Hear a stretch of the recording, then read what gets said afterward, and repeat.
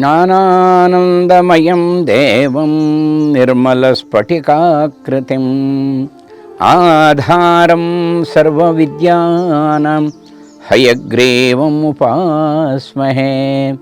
ಲಕ್ಷ್ಮೀನಾರಾಯಣಂ ವಂದೇ ತದ್ಭಕ್ತಪ್ರವರೋ ಹಿ ಯಃ ಶ್ರೀಮದಾನಂದತೀರ್ಥಾಖ್ಯೋ ಗುರುಸ್ತಂಚ ನಮಾಮ್ಯಹಂ.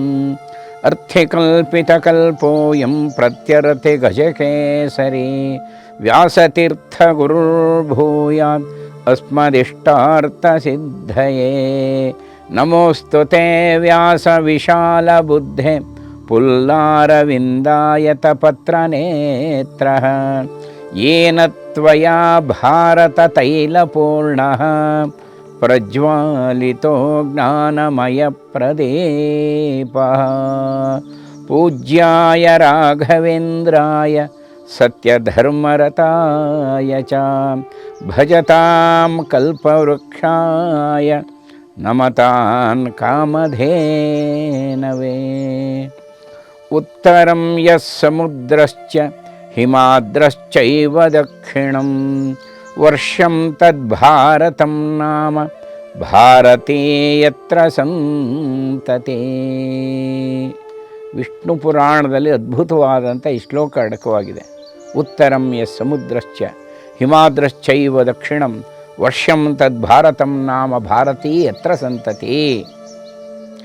ಮೂರು ಭಾಗದಲ್ಲಿ ದಕ್ಷಿಣದಲ್ಲಿ ಸಮುದ್ರವನ್ನು ಪಡೆದಂಥ, ಹಾಗೆ ಮೇಲೆ ಉತ್ತರ ಭಾಗದಲ್ಲಿ ಹಿಮಾಲಯವನ್ನು ಕಿರೀಟವಾಗಿ ಪಡೆದಂಥ ಹಿಮಾದ್ರಶ್ಚೈವ ದಕ್ಷಿಣಂ ವರ್ಷಂ ತದ್ಭಾರತಂ ನಾಮ. ಈ ಭೂಮಿಗೆ ಭಾರತ, ಭಾರತ ಅಂದರೆ ಜ್ಞಾನದಲ್ಲಿ ರತರಾಗಿರೋವಂಥವ್ರು, ಬೆಳಕಿನಲ್ಲಿ ರತರಾಗಿರೋರು. ವರ್ಷಂ ತದ್ಭಾರತಂ ನಾಮ ಭಾರತೀ ಯತ್ರ ಸಂತತಿ. ಇವರಿಗೆಲ್ಲ ಭಾರತೀಯರು ಅಂತನ್ನುವಂಥ ಉಲ್ಲೇಖವನ್ನು ಮಾಡಿದ್ದಾರೆ. ಬ್ರಹ್ಮಾಂಡ ಪುರಾಣದಲ್ಲಿ ಬಹಳ ವಿಶೇಷವಾಗಿ ಭಗವಾನ್ ವೇದವ್ಯಾಸರು ಉಲ್ಲೇಖ ಮಾಡ್ತಾರೆ. ಜಾಂಬವೇ ಭಾರತಂ ವರ್ಷಂ ತೀರ್ಥಂ ತ್ರೈಲೋಕ್ಯ ವಿಶ್ರುತಂ. ಏನು ಹಾಗಂದರೆ ಇಡೀ ಬ್ರಹ್ಮಾಂಡದಲ್ಲೇ ಭಾರತ ಕರ್ಮಭೂಮಿ, ದೇವಭೂಮಿ, ದಿವ್ಯಭೂಮಿ, ಪುಣ್ಯಭೂಮಿ, ಮೋಕ್ಷಭೂಮಿ ಉಲ್ಲೇಖ ಮಾಡ್ತಾರೆ. ನೋಡಿ, ಜಂಬೂ ದ್ವೀಪದಲ್ಲಿರುವಂಥ ಭಾರತ, ಜಾಂಬವೇ ಭಾರತಂ ವರ್ಷಂ ತೀರ್ಥಂ ತ್ರೈಲೋಕ್ಯ ವಿಶ್ರುತಂ. 14 ಲೋಕದಲ್ಲೂ ಕೊಂಡಾಡ್ತಾರಂತೆ ದೇವಾನು ದೇವತೆಗಳು ಭಾರತವನ್ನು. ತೀರ್ಥಕ್ಷೇತ್ರ ತೀರ್ಥಕ್ಷೇತ್ರ ತೀರ್ಥಕ್ಷೇತ್ರ, ಯಾವುದೋ ಒಂದು ಭಾಗ ಅಲ್ಲ, ಕೇವಲ ಕಾಶಿ ಅಲ್ಲ, ಕೇವಲ ಅಯೋಧ್ಯೆ ಅಲ್ಲ, ಕೇವಲ ತಿರುಪತಿ ಅಲ್ಲ, ಕೇವಲ ಬದರಿ ಅಲ್ಲ, ಇಡೀ ಭಾರತವೇ ಪುಣ್ಯಕ್ಷೇತ್ರ ತೀರ್ಥಕ್ಷೇತ್ರ ಅಂತ ಉಲ್ಲೇಖ ಮಾಡ್ತಾರೆ. ಅಂಥ ಪುಣ್ಯಭೂಮಿ, ವಿಶೇಷವಾದಂಥ ಪುಣ್ಯಭೂಮಿ. ಇಲ್ಲಿ ಅನೇಕ ಋಷಿಗಳು ಜನಿಸ್ತಾರೆ. ಇದನ್ನು ಪರಮೇಶ್ವರ ಪಾರ್ವತಿಗೆ ಉಲ್ಲೇಖ ಮಾಡ್ತಾನೆ. ಎಲ್ಲ ಋಷಿಗಳು ಕೂತಿದ್ದಾರೆ ಕೈಲಾಸದಲ್ಲಿ. ಸಾಕ್ಷಾತ್ ಪರಮೇಶ್ವರ ಒಂದು ಸಂಗತಿಯನ್ನು ಹೇಳುತ್ತಾನೆ. ಧರ್ಮಾರ್ಥಂ ಪುರುಷವ್ಯಾಘ್ರ ಋಷಿಕೋಟಿ ಸಸರ್ಜ. ಧರ್ಮದ ರಕ್ಷಣೆಗೋಸ್ಕರ, ಈ ಸನಾತನ ಧರ್ಮದ ರಕ್ಷಣೆಗೋಸ್ಕರ ಭಗವಂತ ಕೋಟಿಗಟ್ಟಲೆ ಋಷಿಗಳನ್ನು ನಿರ್ಮಾಣ ಮಾಡಿದ್ದಾನೆ. ಇದು ಋಷಿಗಳ ಮುಂದೆ ಅಗಸ್ತ್ಯಾದಿ ಋಷಿಗಳು ಕೂತಿರುವಾಗ ಪರಮೇಶ್ವರ ಕೈಲಾಸದಲ್ಲಿ ನುಡಿದಿದ್ದು. ಮಹಾಭಾರತದ ಅನುಶಾಸನ ಪರ್ವದಲ್ಲಿ ಬರುತ್ತೆ. ಧರ್ಮಾರ್ಥಂ ಪುರುಷವ್ಯಾಘ್ರ ಋಷಿಕೋಟಿ ಸಸರ್ಜ. ಕೋಟಿಗಟ್ಟಲೆ ಋಷಿಗಳನ್ನು ಭಗವಂತ ನಿರ್ಮಾಣ ಮಾಡಿದ್ದಾನೆ. ಈ ಧರ್ಮ ನಶಿಸಿ ಹೋಗಲ್ಲ. ಸನಾತನ, ಸನಾತನ ಅಂದರೆ ಅಳಿವಿಲ್ಲದೆ ಇದ್ದದ್ದು ಅಂತ ಅರ್ಥ. ಇದಕ್ಕೆಂದೂ ಅಳಿವಿಲ್ಲ. ಇದು ಧರ್ಮ, ಇದು ಮತ ಅಲ್ಲ, ಧರ್ಮ ಇದು ವಿಶೇಷವಾಗಿ. ಹಾಗೆ ಇಲ್ಲಿ ಉಲ್ಲೇಖ ಮಾಡ್ತಾರೆ. ಮಾರ್ಕಂಡೇಯ ಋಷಿಗಳು ಯುಧಿಷ್ಠಿರನಿಗೊಂದು ಮಾತು ಹೇಳ್ತಾರೆ. ವನಪರ್ವದಲ್ಲಿ ಬರುತ್ತೆ. ಯುಧಿಷ್ಠಿರಾದಿಗಳು ಪಂಚಪಾಂಡವರು ಕೂತಿದ್ದಾರೆ. ಮಾರ್ಕಂಡೇಯರು ಹೇಳ್ತಾರೆ, ಋಷಯಸ್ತೆ ಮಹಾತ್ಮಾನಃ ಪ್ರತ್ಯಕ್ಷಾಮ ಬುದ್ಧಯ ಕರ್ಮಭೂಮಿನ್ ಇಮಾಂ ಪ್ರಾಪ್ಯ ಪುನರ್ಯಾಂತಿ ಸುರಾಲಯಂ. ಅನೇಕ ಶ್ರೇಷ್ಠ ದೇವತೆಗಳು ಭಗವಂತನ ಆಜ್ಞೆಯಂತೆ ಋಷಿಯಾಗಿ ಪ್ರಕಟ ಆಗ್ತಾರೆ. ಅವರೆಲ್ಲ ಉತ್ತಮ ದೇವತೆಗಳು. ಅವರೆಲ್ಲ ಭಗವಂತನ ನಾರಾಯಣನ ಆಜ್ಞೆಯಂತೆ, ನಾರಾಯಣನ ಸೂಚನೆಯಂತೆ ಈ ಭೂಮಿಯಲ್ಲಿ ಅವತಾರ ಮಾಡ್ತಾರೆ ಋಷಿಗಳಾಗಿ. ಕರ್ಮಭೂಮಿ ಇಮಾಂ ಪ್ರಾಪ್ಯ ಪುನರ್ಯಾಂತಿ ಸುರಾಲಯಂ. ತಮ್ಮ ಕರ್ತವ್ಯವನ್ನು ನಿರ್ವಹಣೆ ಮಾಡಿ ತಾವು ಹೊರಟೋಗ್ತಾರಪ್ಪ. ಇದು ಮಾರ್ಕಂಡೇಯರು ಯುಧಿಷ್ಠಿರಾದಿಗಳಿಗೆ ಉಲ್ಲೇಖ ಮಾಡ್ತಾರೆ. ಯದ್ಯಾ ಗಚ್ಚಂತಿ ಸಂಸಾರಂ ಪುನರ್ಯೋನಿಷು ತಾದೃಶಾಃ ಕದಾಚಿತ್ ಕರ್ಮಯೋಗಿತಃ. ಏನು ಅಂದರೆ ನ ಲಿಪ್ಯತೆ ಪಾಪಕೃತ್ಯೈ ಕದಾಚಿತ್ ಕರ್ಮಯೋಗಿತಃ. ಅಂದರೆ ಅವರೆಲ್ಲ ಬರ್ತಾರೆ, ಈ ಭೂಮಿಯಲ್ಲಿ ತಮ್ಮ ಕರ್ತವ್ಯ ಮಾಡ್ತಾರೆ, ಅವರಿಗೆ ಯಾವ ಪಾಪ ಲೇಷವೂ ಆಗೋದಿಲ್ಲ. ಭಗವಂತನ ಆಜ್ಞೆಯಿಂದ ಬಂದಿರ್ತಾರೆ. ಭಗವಂತ ಹೇಳಿದ ರೀತಿಯಲ್ಲಿ ತಮ್ಮ ಕರ್ತವ್ಯವನ್ನು, ಧರ್ಮವನ್ನು ಸ್ಥಾಪನೆ ಮಾಡಿ, ಧರ್ಮವನ್ನು ಆಚರಣೆ ಮಾಡಿ ಜನಕೋಟಿಗೆ ತೋರಿಸ್ತಾರೆ. ಯದ್ಯಾಗಚ್ಚಂತಿ ಸಂಸಾರಂ ಪುನರ್ಯೋನಿಷು ತಾದೃಶಾಃ ನ ಲಿಪ್ಯಂತೆ ಪಾಪಕೃತ್ಯೈ. ಯಾವ ಪಾಪಕ್ಕೂ ಅಂಟ್ಕೊಳ್ಳಲ್ಲ ಅವರು. ಕದಾಚಿತ್ ಕರ್ಮಯೋನಿತಃ. ಹೀಗೆ ಅದ್ಭುತವಾದಂಥ ಭೂಮಿ ಭಾರತ. ವಿಶೇಷವಾಗಿ ಪ್ರಸ್ತುತ ನಾವು ಶ್ರೀ ರಾಘವೇಂದ್ರ ತೀರ್ಥರ ಬಗ್ಗೆ ಕೆಲವಾರು ವಿಚಾರಗಳನ್ನು ಜನಮನದಲ್ಲಿ ತಿಳಿಸಬೇಕು ಅಂಥೇಳಿ ಒಂದು ಪ್ರಯತ್ನ ನಡೀತಾ ಇದೆ. ರಾಘವೇಂದ್ರ ಸ್ವಾಮಿಗಳು ಆ ಕಾಲದ ಕಂಡಂಥ ಭಾಳ ದೊಡ್ಡ ಮಹಾತ್ಮರವರು.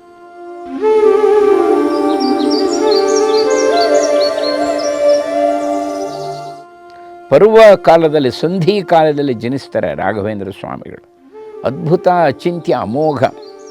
ರಾಘವೇಂದ್ರ ಸ್ವಾಮಿಗಳ ವೈಶಿಷ್ಟ್ಯ ಅಂದರೆ ಈಗಲೂ ಕೂಡ ನೋಡಿ, 353 ವರ್ಷ ಆಯಿತು ಅವರು ಬೃಂದಾವನದಲ್ಲಿ ಪ್ರವೇಶ ಮಾಡಿ. ಈಗಲೂ ಕೂಡ ತಪಸ್ಸು ಮಾಡ್ತಾ ಇದ್ದಾರೆ. ಆ ಬೃಂದಾವನದಲ್ಲಿ ಕುಳಿತುಕೊಂಡು, ಅಂತರ್ಗುಹೆಯಾದಂಥ ಆ ಬೃಂದಾವನದಲ್ಲಿ ಕುಳಿತುಕೊಂಡು ಘೋರವಾದಂಥ ಕಠಿಣ ತಪಸ್ಸನ್ನು ಮಾಡ್ತಾ ಇದ್ದಾರೆ ಭಗವಂತನ ಕುರಿತು. ಅವ್ರು ಮಾಡ್ತಿರೋ ತಪಸ್ಸು ಯಾತಕ್ಕೆ ಅಂದರೆ ಸಮಾಜದ ಉನ್ನತಿಗೋಸ್ಕರ. ಭಗವಂತನಲ್ಲಿ ಒಂದು ಪ್ರಾರ್ಥನೆ ಮಾಡಿಕೊಳ್ತಾರೆ ರಾಘವೇಂದ್ರ ಸ್ವಾಮಿಗಳು. ಮಂಚಾಲೆ ಕ್ಷೇತ್ರದಲ್ಲಿ ತಾವೇ ಪ್ರತಿಷ್ಠಾಪನೆ ಮಾಡಿದಂಥ ಶ್ರೀನಿವಾಸ ದೇವರದಲ್ಲಿ ಭಗವಂತನ ಮುಂದೆ ಕುಳಿತುಕೊಂಡು ಪ್ರಾರ್ಥನೆ ಮಾಡ್ಕೋತಾರೆ. ನಾನೀಗ ಬೃಂದಾವನದಲ್ಲಿ ಪ್ರವೇಶ ಮಾಡ್ತಾ ಇದ್ದೀನಿ. ನನ್ನ ಅಪೇಕ್ಷೆ ಇರೋದು 700 ವರ್ಷ ಬೃಂದಾವನದಲ್ಲಿ ಇರ್ತೀನಿ. ನಾನು ಬೃಂದಾವನದಲ್ಲಿದ್ದು ಏಕಾಂತವಾಗಿ ತಪಸ್ಸು ಮಾಡ್ತೀನಿ, ಧ್ಯಾನ ಮಾಡ್ತೀನಿ, ನಿನ್ನ ಸ್ತುತಿ ಮಾಡ್ತೀನಿ. ನಂದು ಒಂದೇ ಒಂದು ಆಸೆ ಏನು ಅಂತಂದರೆ, ನಾನು ಮಾಡೋ ತಪಸ್ಸಿಗೆ ಫಲ ಏನು ಅಂದರೆ ನನಗೆ ಯಾವ ಕೀರ್ತಿಯೂ ಬೇಡ, ನನಗೆ ಯಾವ ಮುಕ್ತಿಯೂ ಬೇಡ, ಮತ್ತು ಇನ್ಯಾವ ಒಂದು ಸಂತೋಷಭರಿತವಾದ ಚಿಂತನೆ ನನಗೆ ಅಗತ್ಯ ಇಲ್ಲ. ನಿನ್ನ ಅನುಗ್ರಹ ಇದೆ, ಅಷ್ಟೇ ಸಾಕು ನನಗೆ. ಆದರೆ ಒಂದೇ ನನ್ನ ಅಪೇಕ್ಷೆ ಅಂದರೆ, ಯಾರು ರಾಘವೇಂದ್ರ ಅಂತ ಕಣ್ಣೀರು ಹಾಕ್ಕೊಂಬರ್ತಾರೆ, ಯಾರು ನಾರಾಯಣ ಅಂತ ಕಣ್ಣೀರು ಹಾಕ್ಕೊಂಬರ್ತಾರೆ, ಯಾರು ಶ್ರೀಹರಿ ಅಂತ ಕಣ್ಣೀರು ಹಾಕ್ಕೊಂಬರ್ತಾರೆ, ಧರ್ಮಜ್ಞರು ಪಾಪ. ಆದರೆ ಪ್ರಾರಬ್ಧ ಕರ್ಮದಿಂದ ನರಳುತ್ತಿರ್ತಾರೆ, ಸಂಕಟ ಪಡ್ತಿರ್ತಾರೆ. ಅಂಥವ್ರ ಕಷ್ಟವನ್ನು ದೂರ ಮಾಡು. ತಪಸ್ಸು ನಾನು ಮಾಡ್ತೀನಿ, ಆದರೆ ಅಂಥವರ ಕಷ್ಟವನ್ನು ದೂರ ಮಾಡು, ಅವ್ರ ಕಣ್ಣೀರು ದೂರ ಆಗಲಿ ನನ್ನ ತಪಸ್ಸಿನಿಂದ. ಅದೊಂದೇ ನನ್ನ ಪ್ರಾರ್ಥನೆ. ಅದಕ್ಕೆ ಇವತ್ತು ಪರಮ ಪೂಜ್ಯರು ರಾಘವೇಂದ್ರ ಸ್ವಾಮಿಗಳು ಅವರು ಕೇವಲ ಒಂದು ಭಾಷೆಗೆ, ಒಂದು ರಾಜ್ಯಕ್ಕೆ, ಒಂದು ಸಂಪ್ರದಾಯಕ್ಕೆ ಸೀಮಿತ ಅಲ್ಲ. ಎಲ್ಲ ಇಡೀ ಪ್ರಪಂಚದ ನಾನಾ ಭಾಗದಿಂದಲೂ ಅವರನ್ನು ಉಪಾಸನೆ ಮಾಡುವಂಥ ಭಕ್ತರು ಕಾಣ್ತೀವಿ ನಾವು. ಅಂಥ ರಾಘವೇಂದ್ರ ಸ್ವಾಮಿಗಳು ಭಾಳ ವಿಶಿಷ್ಟವಾದಂಥ ಒಂದು ಚೇತನ. ವಿಶೇಷವಾಗಿ ಪ್ರಸ್ತುತ ನಾವು ಶ್ರೀ ರಾಘವೇಂದ್ರ ತೀರ್ಥರ ಬಗ್ಗೆ ಕೆಲವಾರು ವಿಚಾರಗಳನ್ನು ಜನಮನದಲ್ಲಿ ತಿಳಿಸಬೇಕು ಅಂಥೇಳಿ ಒಂದು ಪ್ರಯತ್ನ ನಡೀತಾ ಇದೆ. ಅಂದರೆ ಅನೇಕ ಋಷಿಗಳಲ್ಲಿ ಇದೊಂದು ಶ್ರೇಷ್ಠವಾದಂಥ ಮಹಾನ್ ಭಾವ. ಇವತ್ತಿಗೂ ತುಂಗಭದ್ರಾ ತಟದಲ್ಲಿ ಬೃಂದಾವನದಲ್ಲಿದ್ದು ತಪಸ್ಸು ಮಾಡ್ತಾ ಇದ್ದಾರೆ. ಸಾಮಾನ್ಯವಾಗಿ ಬದುಕಿರೋವಂಥ ಒಬ್ಬ ಶ್ರೇಷ್ಠ ಸಂತನೂ ಮಾಡೋಕ್ಕಾಗದೇ ಇರೋವಂಥ ಬಹಳಷ್ಟು ಅನುಗ್ರಹವನ್ನು ಭಕ್ತಾದಿಗಳಿಗೆ ಇವರು ಬೃಂದಾವನದಲ್ಲಿ ಇದ್ದುಕೊಂಡು ಮಾಡ್ತಾ ಇದ್ದಾರೆ. ಒಬ್ಬ ಜೀವಂತ ಸಂತನೂ ಮಾಡೋಕ್ಕಾಗಲ್ಲ ಅಷ್ಟು ಕಾರ್ಯವನ್ನು ಅವರು ಬೃಂದಾವನದಲ್ಲಿ ಇದ್ದುಕೊಂಡು ಆ ಕಾರ್ಯ ಮಾಡ್ತಾ ಇದ್ದಾರೆ. ಅದಕ್ಕೆ ಭಾರತ ಅತ್ಯಂತ ಶ್ರೇಷ್ಠವಾದಂಥ ಭೂಮಿ. ದೇವಾನುದೇವತೆಗಳು, ಸ್ವರ್ಗದಲ್ಲಿರುವಂಥ ದೇವತೆಗಳು ಕೂಡ ಭಗವಂತನಲ್ಲಿ ಪ್ರಾರ್ಥನೆ ಮಾಡ್ತಾರೆ, ನಮ್ಮ ಪುಣ್ಯ ಕರಗೋದ ಮೇಲೆ ನಮಗೆ ಭಾರತದಲ್ಲಿ ಜನ್ಮ ಕೊಡು, ನೋಡಿ ಭಾರತದಲ್ಲಿ ನಮಗೆ ಜನ್ಮ ಕೊಡು ಅಂಥೇಳಿ ಭಗವಂತನಲ್ಲಿ ಪ್ರಾರ್ಥನೆ ಮಾಡ್ಕೋತಾರೆ. ಅಂಥ ಕರ್ಮಭೂಮಿ ಭಾರತ. ರಾಘವೇಂದ್ರ ಸ್ವಾಮಿಗಳು ಪೂರ್ವದಲ್ಲಿ ಅವರು ಶಂಕುಕರ್ಣ ಅಂಥೇಳಿ, ಪೂರ್ವಜನ್ಮ ಅವ್ರದ್ದು ಪೂರ್ವಾವತಾರ ಎಂದು ಶಂಕುಕರ್ಣ. ಈ ಶಂಕುಕರ್ಣ ಯಾರು ಅಂದರೆ ಸತ್ಯಲೋಕದಲ್ಲಿ ಚತುರ್ಮುಖ ಬ್ರಹ್ಮದೇವರು. ಸತ್ಯಲೋಕ ಅಂದರೆ ಚತುರ್ಮುಖ ಬ್ರಹ್ಮದೇವರ ಲೋಕ. ಸತ್ಯಲೋಕ ಆದಮೇಲೆ ವೈಕುಂಠ ಲೋಕ. ಸತ್ಯಲೋಕದಲ್ಲಿ ಚತುರ್ಮುಖ ಬ್ರಹ್ಮದೇವರಿಗೆ ಸೇವೆ ಮಾಡ್ತಿದ್ದಂಥ ಬಾಲಕ ಅವನು ಕಿಶೋರ, ಅನನ್ಯ ಸೇವೆ ಮಾಡ್ತಿರ್ತಾನೆ. ಬ್ರಹ್ಮದೇವರು ತಾವು ಭಗವಂತನ ನಾರಾಯಣನ ಆವಾಹನೆ ಮಾಡಿ ಪೂಜೆ ಮಾಡ್ತಿರ್ತಾರೆ. ಪ್ರತ್ಯಕ್ಷ ಭಗವಂತ ಕಾಣಿಸ್ಕೋತಾ ಇರ್ತಾನೆ. ಬ್ರಹ್ಮದೇವರ ವೈಶಿಷ್ಟ್ಯ ಅದು. ಅವರು ಚಿಂತನೆ ಮಾಡಿದಾಗ ಭಗವಂತ ನಿಜ ರೂಪದಲ್ಲಿ ಕಾಣಿಸ್ಕೊಳ್ತಿರ್ತಾನೆ. ಇವರು ತುಳಸಿಯಿಂದ ಅರ್ಚನೆ ಮಾಡ್ತಾ ಇದ್ದಾರೆ. ಒಂದು ಗಳಿಗೆ ಒಂದು ಘಟನೆ ನಡೆದು ಹೋಗುತ್ತೆ. ಬ್ರಹ್ಮದೇವರು ಪ್ರಭು ಶ್ರೀರಾಮಚಂದ್ರನ್ನ ನೆನೆಸ್ತಾರೆ. ಕೋದಂಡರಾಮ ಕಾಣಿಸ್ಕೊಳ್ತಾನೆ. ಏನು ಭವ್ಯ ರೂಪ ಕೋದಂಡರಾಮ! ಇವತ್ತೇನು ಇಡೀ ಪ್ರಪಂಚವೇ ರಾಮ ಅಂದರೂ ಸಾಕು, ನಮ್ಮ ರಕ್ತದ ಕಣಕಣನು ಪುಲಕಿತವಾಗುತ್ತೆ. ಶ್ರೀರಾಮಚಂದ್ರ ಕಾಣಿಸ್ಕೋತಾನೆ. ಹೀಗೆ ಹೋಗ್ತಾರೆ ಚತುರ್ಮುಖ ಬ್ರಹ್ಮದೇವರು, ಭಗವಂತನ ನಿಜ ರೂಪ. ಅವರು ಪಕ್ಕದಲ್ಲಿರುವಂಥ ಪುಷ್ಪಕರಂಡ, ಈ ಹೂವಿನಿಡುವಂಥ ಒಂದು ಸಣ್ಣ ಚಿನ್ನದ ಪಾತ್ರೆ ಪುಷ್ಪಕರಂಡ, ಅದರಲ್ಲಿ ತುಳಸಿ ಇಟ್ಟಿರ್ತಾರೆ. ಈ ತುಳಸಿಯನ್ನು ಹಾಕಿ ಕೊಡೋದೇ ಶಂಕುಕರ್ಣನ ಕರ್ತವ್ಯ. ನಿತ್ಯ ಅದೇ ಮಾಡ್ತಾ ಇದ್ದಿದ್ದು.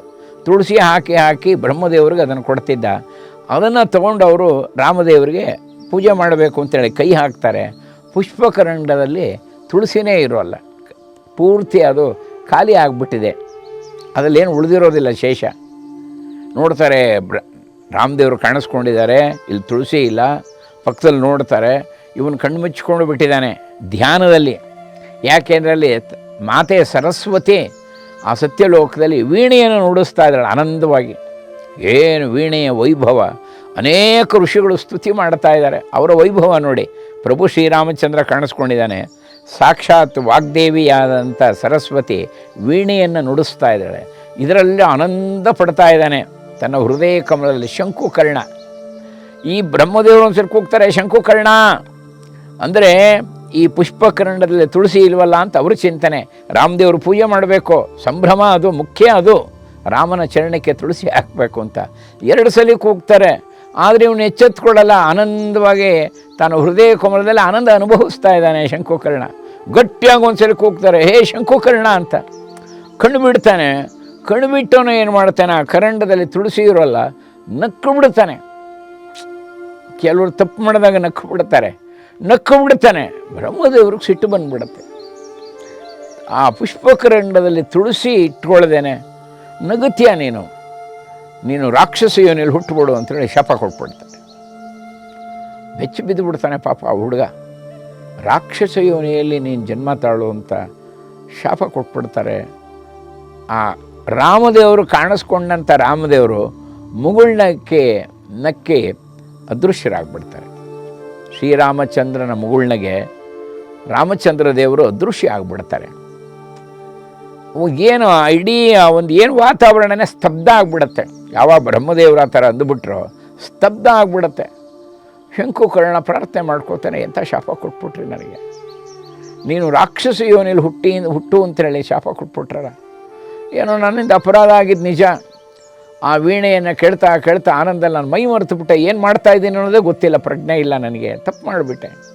ಬ್ರಹ್ಮದೇವರು ಹೇಳ್ತಾರೆ, ರಾಮದೇವರು ಕಾಣಿಸ್ಕೊಂಡ್ರಪ್ಪ, ಅವ್ರಿಗೆ ತುಳಸಿ ಪೂಜೆ ಮಾಡೋವಂಥ ಅವಕಾಶ ಹೊಟ್ಟೋಯ್ತಲ್ಲ ನನಗೆ.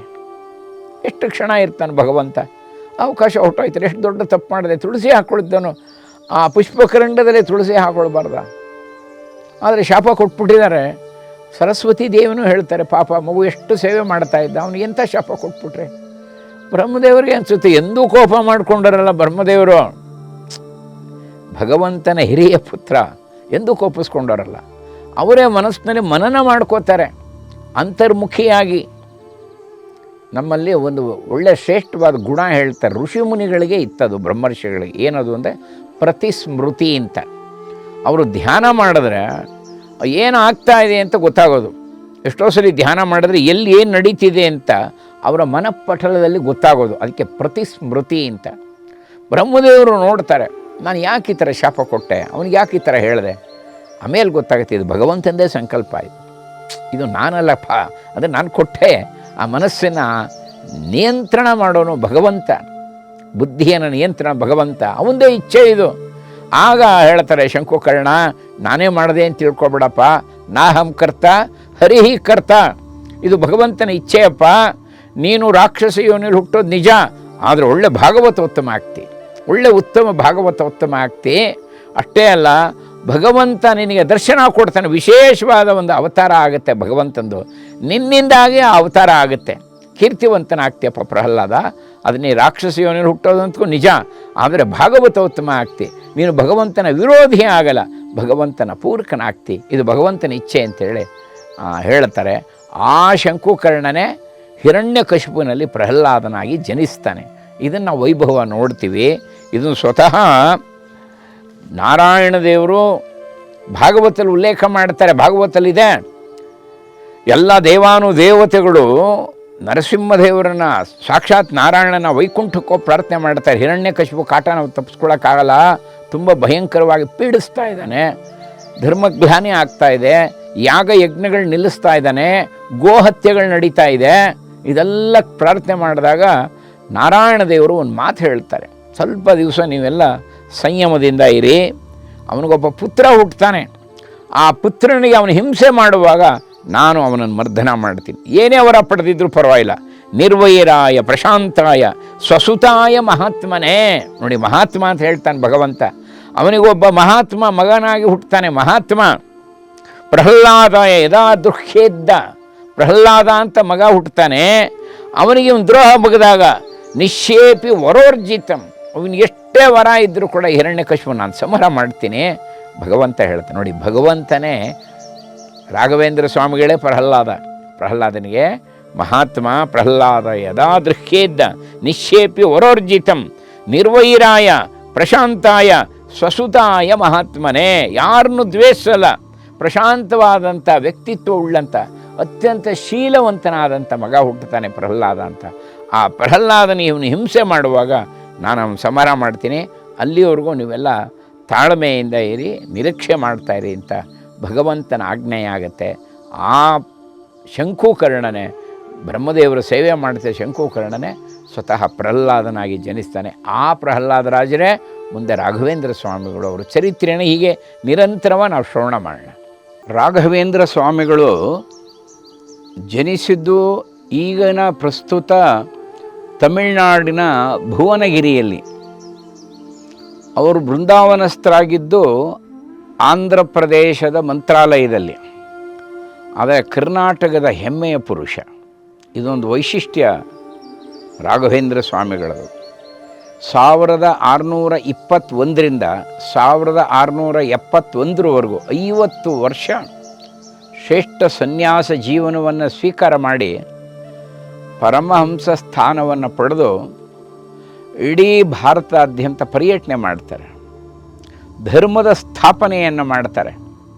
ಹೇಗೆ ಭಗವಂತ ಒಂದು ಮಾತು ಹೇಳ್ತಾನೆ, ಪರಿತ್ರಾಣಾಯ ಸಾಧೂನಾಂ ವಿನಾಶಾಯ ಸ ದುಷ್ಕೃತಾಂ ಧರ್ಮ ಸಂಸ್ಥಾಪನಾರ್ಥಾಯ ಸಂಭವಾಮಿ ಯುಗೇ ಯುಗೇ.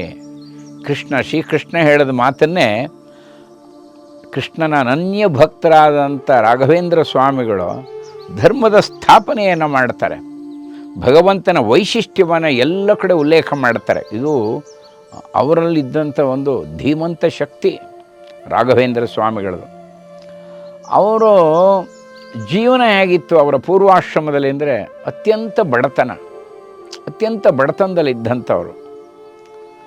ವಾರದಲ್ಲಿ 3 ದಿವಸ 4 ದಿವಸ ಪೂರ್ತಿ ಉಪವಾಸ, ಊಟಕ್ಕೇನೂ ಇರೋಲ್ಲ. ಲಗ್ನ ಆದ ನಂತರ ಅವರು ಪಾಪ ಅನೇಕ ಮನೆಯಲ್ಲಿ ಗುರುಕುಲ ನಡೆಸ್ತಿರ್ತಾರೆ. ಎಲ್ಲ ವಿದ್ಯಾರ್ಥಿಗಳನ್ನು ಕೂಡಿಸ್ಕೊಂಡು, ಈಗಿನಾಗಿ ಎಲ್ಲ ಫೀಸು ತಗೊಳ್ಳೋವಂಥ ಕಾಲ ಅಲ್ಲ ಅದು. ಉಚಿತವಾಗಿ ಎಲ್ರಿಗೂ ವೇದ ಪಾಠವನ್ನು ಮಕ್ಕಳಿಗೆ ಹೇಳ್ಕೊಡ್ತಿರ್ತಾರೆ. ಅವರಿಗೆಲ್ಲ ಊಟದ ವ್ಯವಸ್ಥೆ ಎಲ್ಲ ಇವರಿಂದಲೇ. ಕಾಲಕ್ರಮೇಣದಲ್ಲಿ ಇದ್ದಂಥ ಎಲ್ಲ ಹಣನೂ ಮುಕ್ತಾಯ ಆಗೋಗ್ಬಿಡುತ್ತೆ. ಆದರೂ ಕೂಡ ಎದೆಗಡಲ್ಲ, ಮಕ್ಕಳ ವಿದ್ಯಾಭ್ಯಾಸ ನಡೆಸ್ಕೊಂಡು ಹೋಗ್ತಿರ್ತಾರೆ. ತುಂಬ ಬಡತನ ಬಂದ್ಬಿಡುತ್ತೆ, ವಿಪರೀತ ಬಡತನ. ಒಂದು ದಿವಸ ಯಾವ ಮಟ್ಟಿಗೆ ಆಗುತ್ತೆ ಅಂತಂದರೆ ಇಡೀ ದಿವಸ ಏನೂ ಇಲ್ಲ, ಮಾರನೇ ದಿವಸನೂ ಏನೂ ಇಲ್ಲ ತಿನ್ನಕ್ಕೆ. ಆದರೆ ಇವರ ಪತ್ನಿ ಸರಸ್ವತಿ ದೇವಿ ಇಬ್ರಿಗೂ ಯಾಚಿಸೋ ಬುದ್ಧಿ ಇಲ್ಲ. ಪುಟ್ಟ ಮಗು ಇದ್ದಾನೆ ಲಕ್ಷ್ಮೀನಾರಾಯಣ. ಅವ್ರ ಪತ್ನಿ ಒಂದು ಮಾತು ಹೇಳ್ತಾರೆ, ನಿನ್ನೆನೂ ಏನೂ ಇಲ್ಲ, ಇವತ್ತು ಏನೂ ಇಲ್ಲ, ಏನೋ ಸ್ವಲ್ಪ ಹಾಲು ದೊರಕ್ತಾ ಇತ್ತು, ಭಗವಂತನಿಗೆ ಅಭಿಷೇಕ ಮಾಡಿ ಮಗುಗೆ ಹಾಲು ಕೊಡಿಸ್ತಾ ಇದ್ದೆ, ಇವತ್ತು ಮಗುಗೂ ಹಾಲು ಇಲ್ಲದೆ ಹೋಯ್ತಲ್ಲ ಅಂತ 2ನೇ ದಿವಸನೂ ಪರಿತಪಿಸ್ತಾರೆ. ಮಾರನೇ ದಿವಸ ಅದು ಏಕಾದಶಿ ಏಕಾದಶಿ ಉಪವಾಸ, ಪೂರ್ತಿ ನಿಟ್ಟುಪವಾಸ. ರಾಯರು ಒಂದು ಮಾತು ಹೇಳ್ತಾರೆ, ಅಂದರೆ ವೆಂಕಟನಾಥ ಅಂದರೆ ಸನ್ಯಾಸತ್ವ ಜೀವನಕ್ಕಿಂತ ಪೂರ್ವಾಶ್ರಮ ಇದು. ವೆಂಕಟನಾಥ ಪತ್ನಿಗೆ ಹೇಳ್ತಾರೆ, ಸಾಕಷ್ಟು ತುಳಸಿ ಗಿಡ ಇದೆ ನಮ್ಮ ಮನೆಯಲ್ಲಿ, ಸಹಸ್ರ ತುಳಸಿ ಅರ್ಚನೆ ಮಾಡೋಣ ಭಗವಂತನಿಗೆ, ಇದಲ್ಲೇನು ಕೊರತೆ ಇಲ್ವಲ್ಲ. ಜಲಾಭಿಷೇಕ ಮಾಡೋಕ್ಕೆ ಸಾಲಿಗ್ರಾಮಗಳಿಗೆ, ಆಮೇಲೆ ತುಳಸಿ ಅರ್ಚನೆ ಮಾಡೋಕ್ಕೆ ಇದಕ್ಕೇನು ಕೊರತೆ ಇಲ್ಲ. ಸಹಸ್ರ ತುಳಸಿ ಅರ್ಚನೆ ಮಾಡ್ತಾರೆ ನೋಡಿ. ಈ ಮನಸ್ಸು ನಮಗಿರಬೇಕು. ಎಂದೂ ಭಗವಂತ ಕೊಟ್ಟಂಥ ಕಷ್ಟ ಅಂತ ಹೀಗೆ ಭಾವಿಸ್ತಾ ಇರಲ್ಲ ಅವರು. ನಮ್ಮ ಪ್ರಾರಬ್ಧ ಕರ್ಮದಲ್ಲಿ ಇದ್ದಿದ್ದು ಜನ್ಮಾಂತರದಲ್ಲಿ ಯಾರೂ ಏನೂ ದಾನ ಮಾಡಿಲ್ಲ ಅಂತ ಕಾಣುತ್ತೆ. ಧರ್ಮಾಂತರದಲ್ಲಿ ನಾವು ಯಾವ ಪುಣ್ಯ ಗಳಿಸಿಲ್ಲ. ಹಾಗಾಗಿ ಇವತ್ತು ಭಗವಂತ ನಮ್ಮ ನೀರಿಟ್ಟಿದ್ದಾನೆ, ಚಿಂತೆ ಇಲ್ಲ.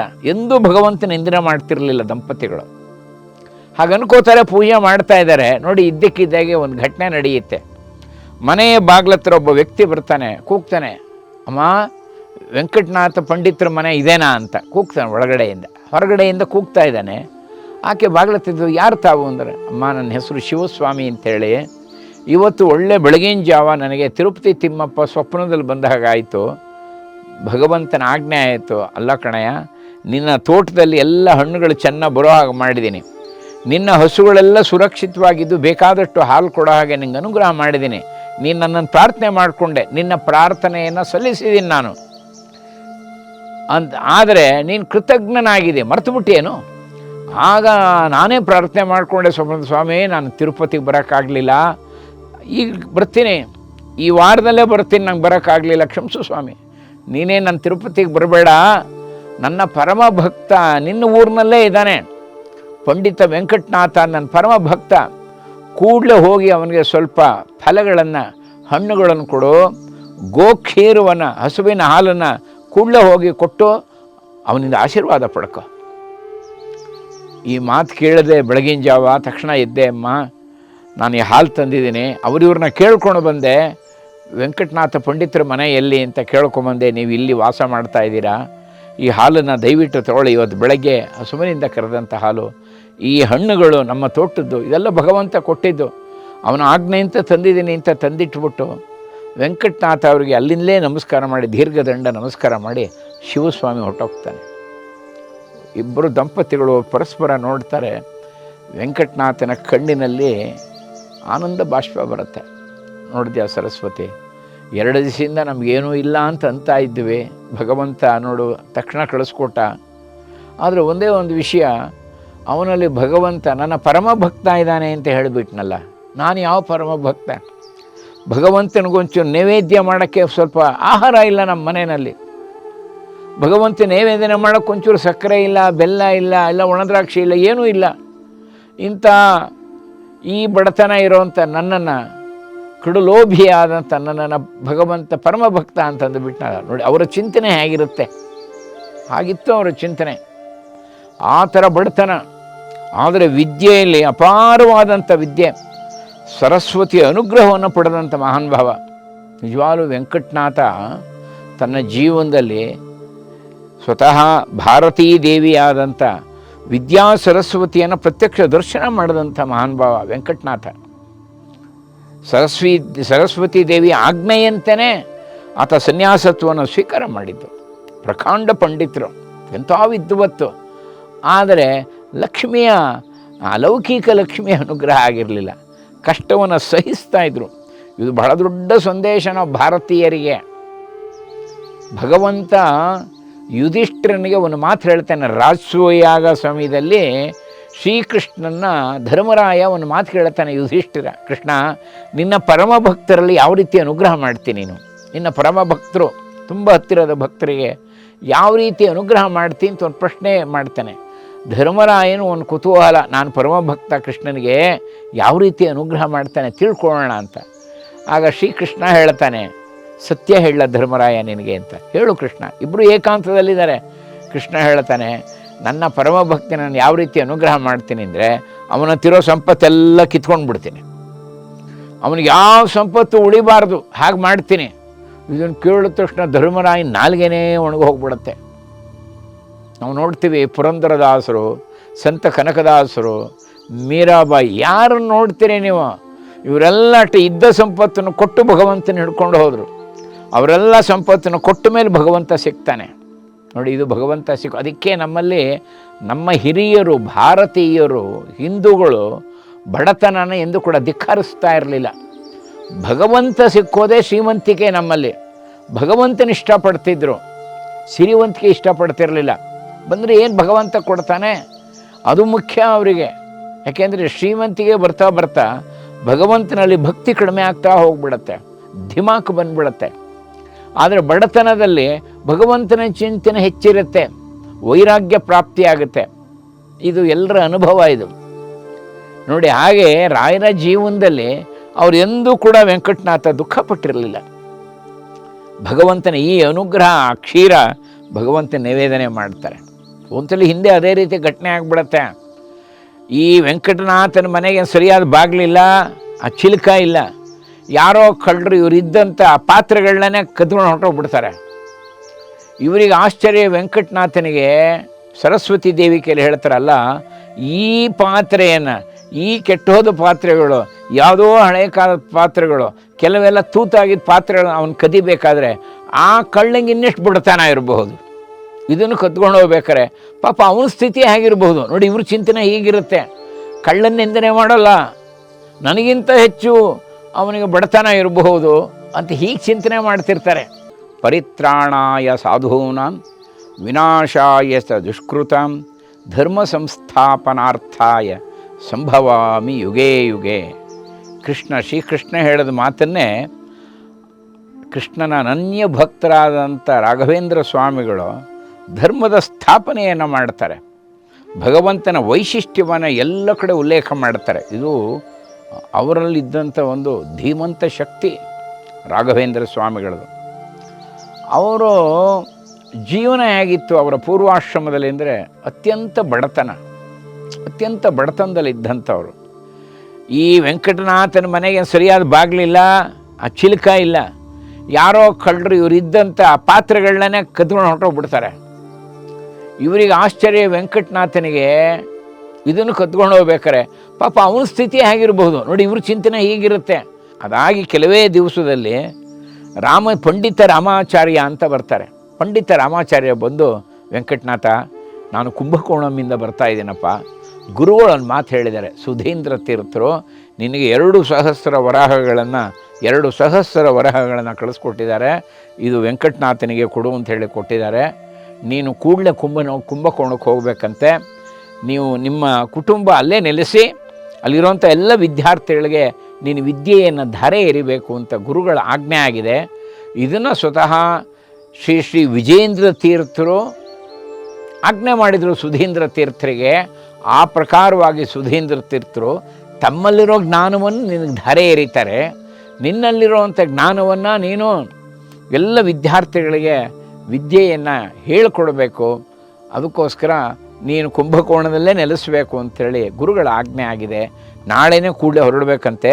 ಈ 2 ಸಹಸ್ರ ವರಾಹನ ಸ್ವೀಕಾರ ಮಾಡು ಅಂಥೇಳಿ ಪಂಡಿತ ರಾಮಾಚಾರ್ಯರು ಆಶೀರ್ವಾದ ಮಾಡಿ ಹೋಗ್ತಾರೆ. ಇವ್ರಿಗೆ ಏನು ಪುಲಕಿತರಾಗಿಬಿಡ್ತಾರೆ. ಯಾಕೆಂದರೆ ಗುರುಗಳು ಕರೆಸ್ಕೋತಾ ಇದ್ದಾರೆ ಸುಧೀಂದ್ರ ತೀರ್ಥರು, ಅಪರೋಕ್ಷ ಜ್ಞಾನಿಗಳು ಸುಧೀಂದ್ರ ತೀರ್ಥರು. ಪಂಡಿತ ರಾಮಾಚಾರ್ಯರು ನೀವೆಲ್ಲ ಸಿದ್ಧತೆ ಮಾಡಿಕೊಂಡು ತಕ್ಷಣ ಹೊರಟ್ಬಿಡ್ರಪ್ಪ ಅಂತ ಹೇಳ್ಬಿಟ್ಟು ಹೊರಟೋಗ್ತಾರೆ. ಅದಾಗಿ ಒಂದು 5 ನಿಮಿಷಕ್ಕೆ ಒಬ್ಬ ವ್ಯಕ್ತಿ ಬರ್ತಾನೆ. ಅವನು ಈ ಆಭರಣಗಳ ಒಂದು ಸಣ್ಣ ಚೀಲ ತೊಗೊಂಬರ್ತಾನೆ. ತೊಗೊಂಬಂದು, ಸ್ವಾಮಿ, ವೆಂಕಟನಾಥ ಪಂಡಿತರ ಮನೆ ಇದೇನಾ ಅಂತ. ಹೌದು, ನೀವು ಯಾರು ಅಂತ ಕೇಳ್ತಾರೆ. ನಾನು ಗೋವಿಂದರಾಜ್ ಶೆಟ್ಟಿ ಅಂತ, ಇಲ್ಲೇ ರತ್ನಪುಡಿ ವ್ಯಾಪಾರಿ ಗುರುಗಳೇ ನಾನು. ಇದು ಆಭರಣಗಳು ನಿಮ್ಮದೇನೆ, ಇದು ಅದು ನಿಮಗೆ ಕೊಟ್ಟೋಗೋಣ ಅಂತ ಬಂದೆ. ಇವರಿಗೆ ತಕ್ಷಣ ನೆನಪಾಗೋದಿಲ್ಲ ವೆಂಕಟನಾಥನಿಗೆ. ಆದರೆ ಇವರು ಮದುವೆಯಲ್ಲಿ ಸಿಕ್ಕಿದಂಥ ಎಲ್ಲ ಒಡವೆಗಳನ್ನೆಲ್ಲ ಅಡವಿಟ್ಬಿಟ್ಟಿರ್ತಾರೆ. ಇವರ ಹಿತೈಷಿಗಳೇ ಆದಂಥ ಶ್ರೀನಿವಾಸಾಚಾರ್ಯ ಅಂಥೇಳಿ ವೆಂಕಟನಾಥನಿಗೆ ತುಂಬ ಹಿತೈಷಿಗಳು. ಇವ್ರಿಗೆ ಸಹಾಯ ಮಾಡೋಕ್ಕೋಸ್ಕರ ಅವರಿಗೆ ಹಣವನ್ನು ಒದಗಿಸಿ ಈ ಒಡವೆಗಳನ್ನೆಲ್ಲ ಅಡವಿಟ್ಟಿರ್ತಾರೆ. ನೋಡಿ ಹೇಗಿತ್ತು. ವಿದ್ಯೆಯನ್ನು ಕೊಡೋಕ್ಕೋಸ್ಕರ ತಮ್ಮೆಲ್ಲ ಒಡವೆಗಳನ್ನು ಗಿರ್ವಿ ಇಟ್ಬಿಟ್ಟಿರ್ತಾರೆ. ಏನೂ ಇಲ್ಲ ಆದಾಯ. ಅವರ ಜೀವನ ಹೇಗಿತ್ತು. ಇದು ನಿಜವಾಗ್ಲೂ ನಾವು ವೆಂಕಟನಾಥನ ಜೀವನ ಓದ್ತಾ ಇದ್ದರೆ, ರಾಘವೇಂದ್ರ ಸ್ವಾಮಿಗಳ ಪೂರ್ವಾಶ್ರಮದ ಜೀವನ ಹೇಗಿತ್ತು ಅಂತ ಓದ್ತಾ ಇದ್ದರೆ ಕಣ್ಣಲ್ಲಿ ನೀರು ಬಂದುಬಿಡತ್ತೆ. ಅಂಥ ಮಹಾತ್ಯಾಗಿಗಳು. ಅದಕ್ಕೆ ಇವತ್ತು ಪರಮ ಪೂಜ್ಯರು ಲೋಕದಲ್ಲವರು. ಯಾರು ಸಮಾಜಕ್ಕೋಸ್ಕರ, ಧರ್ಮಕ್ಕೋಸ್ಕರ, ಭಗವಂತನ ಆಜ್ಞೆ ಅಂತ ಯಾರು ನಡೀತಾರೋ ಅವರು ಪೂಜ್ಯರಾಗ್ತಾರೆ, ಅವರು ಚಿರಾಯು ಆಗ್ತಾರೆ. ಸಮಾಜದಲ್ಲಿ ನಿರಂತರವೂ ಅವರ ಸ್ಮರಣೆ ನಡೀತಿರುತ್ತೆ. ಅವ್ರಿಗೊಂದು ಭಾವನೆ ಇರಬೇಕು, ಧರ್ಮ ದೇಶ ಇದಕ್ಕೆ ನನ್ನ ಕೈಲಿ ಆದದ್ದಂಥ ಸೇವೆಯನ್ನು ಮಾಡ್ತೀನಿ ಅನ್ನುವಂಥ ಭಾವನೆ ಇರಬೇಕು. ಪೂರ್ಣ ಜೀವನ ತೊಡಗಿಸ್ಕೊಂಡವರು ರಾಘವೇಂದ್ರ ಸ್ವಾಮಿಗಳು. ಅವನು ಬಂದು ಹೇಳುತ್ತಾನೆ, ಸ್ವಾಮಿ ನಾವು ಮಧುರೆಗೆ ಹೋಗ್ತಾ ಇದ್ದೀವಿ, ನನ್ನ ವ್ಯಾಪಾರ ಮುಂದೆ ನಾನು ಮಧುರೆಯಲ್ಲಿ ಮುಂದುವರಿಸ್ಕೊಂಡು ಹೋಗ್ತೀನಿ, ಇದು ನಿಮ್ಮ ಒಡವೆಗಳು, ದಯವಿಟ್ಟು ನಿಮ್ಮ ಒಡವೆ ತೊಗೊಂಡ್ಬಿಡಿ. ಆಗ ವೆಂಕಟನಾಥ ಹೇಳುತ್ತಾನೆ, ನೀವು ಒಳ್ಳೆ ಸಕಾಲಕ್ಕೆ ಬಂದ್ರಿ, ಈಗ ತಾನೇ 2,000 ವರಹ ಬಂತು, ನಿಮಗೆ ನಾವು ಬಡ್ಡಿನೇ ಕಟ್ಟಿರಲಿಲ್ಲ, ದಯವಿಟ್ಟು ಇದನ್ನೆಲ್ಲ ತೊಗೊಂಡ್ಬಿಡಿ, ದಯವಿಟ್ಟು ಆ ಬಡ್ಡಿಯನ್ನು ಸ್ವೀಕಾರ ಮಾಡಿಬಿಡಿ ಅಂತ. ಅಯ್ಯೋ, ನಾನು ಬಡ್ಡಿಗೋಸ್ಕರ ಬರಲಿಲ್ಲ ಸ್ವಾಮಿ, ನಾನು ಹಣಕ್ಕೋಸ್ಕರ ಬರಲಿಲ್ಲ, ನಿಮ್ಮ ಪಾಂಡಿತ್ಯ ಕೇಳಿ ನನಗೆ ಆನಂದ ಆಯಿತು, ನಾನು ಊರು ಬಿಟ್ಟು ಹೋಗ್ತಾ ಇದ್ದೀನಿ, ಮುಂದೇನಾಗುತ್ತೋ ಏನೋ, ನಿಮ್ಮ ಒಳಗೆ ನಿಮಗೆ ತಲುಪಿಸೋಣ ಅಂತ ಬಂದೆ, ನೀವೇನು ಕೊಡೋದು ಬೇಡ ನನಗೆ, ನೀವು ಒಡವೆ ಸ್ವೀಕಾರ ಮಾಡಿಬಿಡಿ, ಅಷ್ಟೇ ಸಾಕು, ಆಶೀರ್ವಾದ ಮಾಡಿ.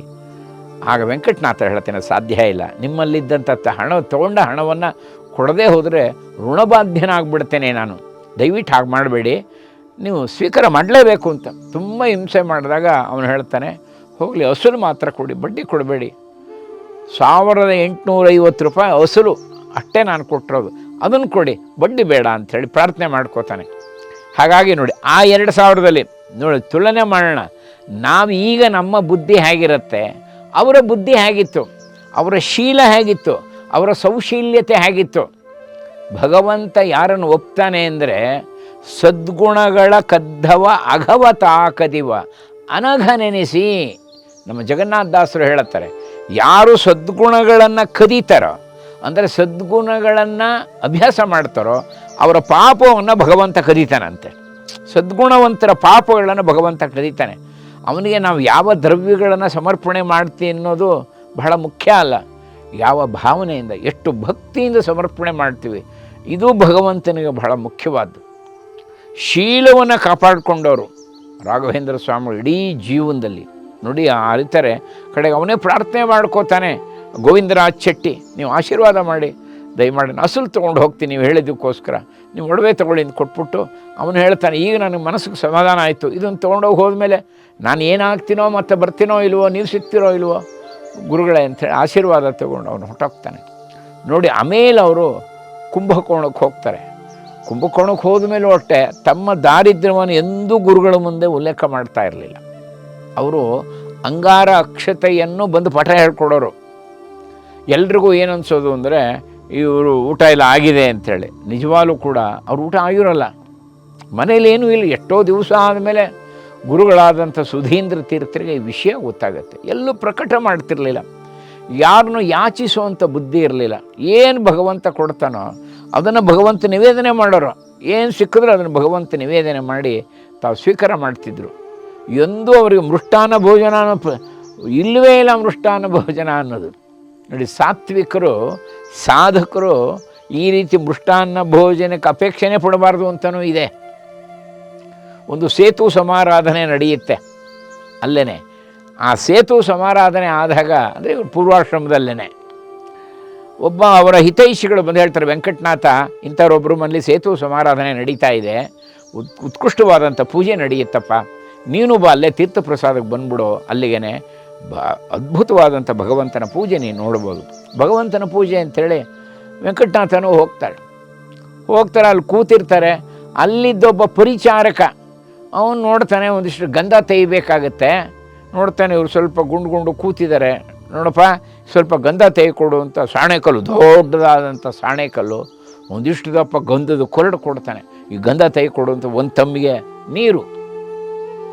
ಇವ್ರು ಅನ್ಕೋತಾರೆ ಬ್ರಾಹ್ಮಣರಿಗೆಲ್ಲ ಗಂಧ ಕೊಡ್ತಾರೆ, ಇದು ಒಂದು ಸೇವೆ, ಇಲ್ಲ ಅಂತ ಹೇಳಲಿಲ್ಲ. ಗಂಧವನ್ನು ತೇಯ್ತಾರೆ, ಗಂಧ ಎಲ್ಲ ತೇಯ್ತಾರೆ. ಅವ್ನು 2-3 ಸಲ ನೋಡ್ತೀನಪ್ಪ, ಇನ್ನೂ ಇಷ್ಟೇ ಇದೆ ಗಂಧ ತೆಗೆದು ಇಷ್ಟಪ್ಪ ಆಗಬೇಕಾರೆ ಬಹಳ ಕಠಿಣ.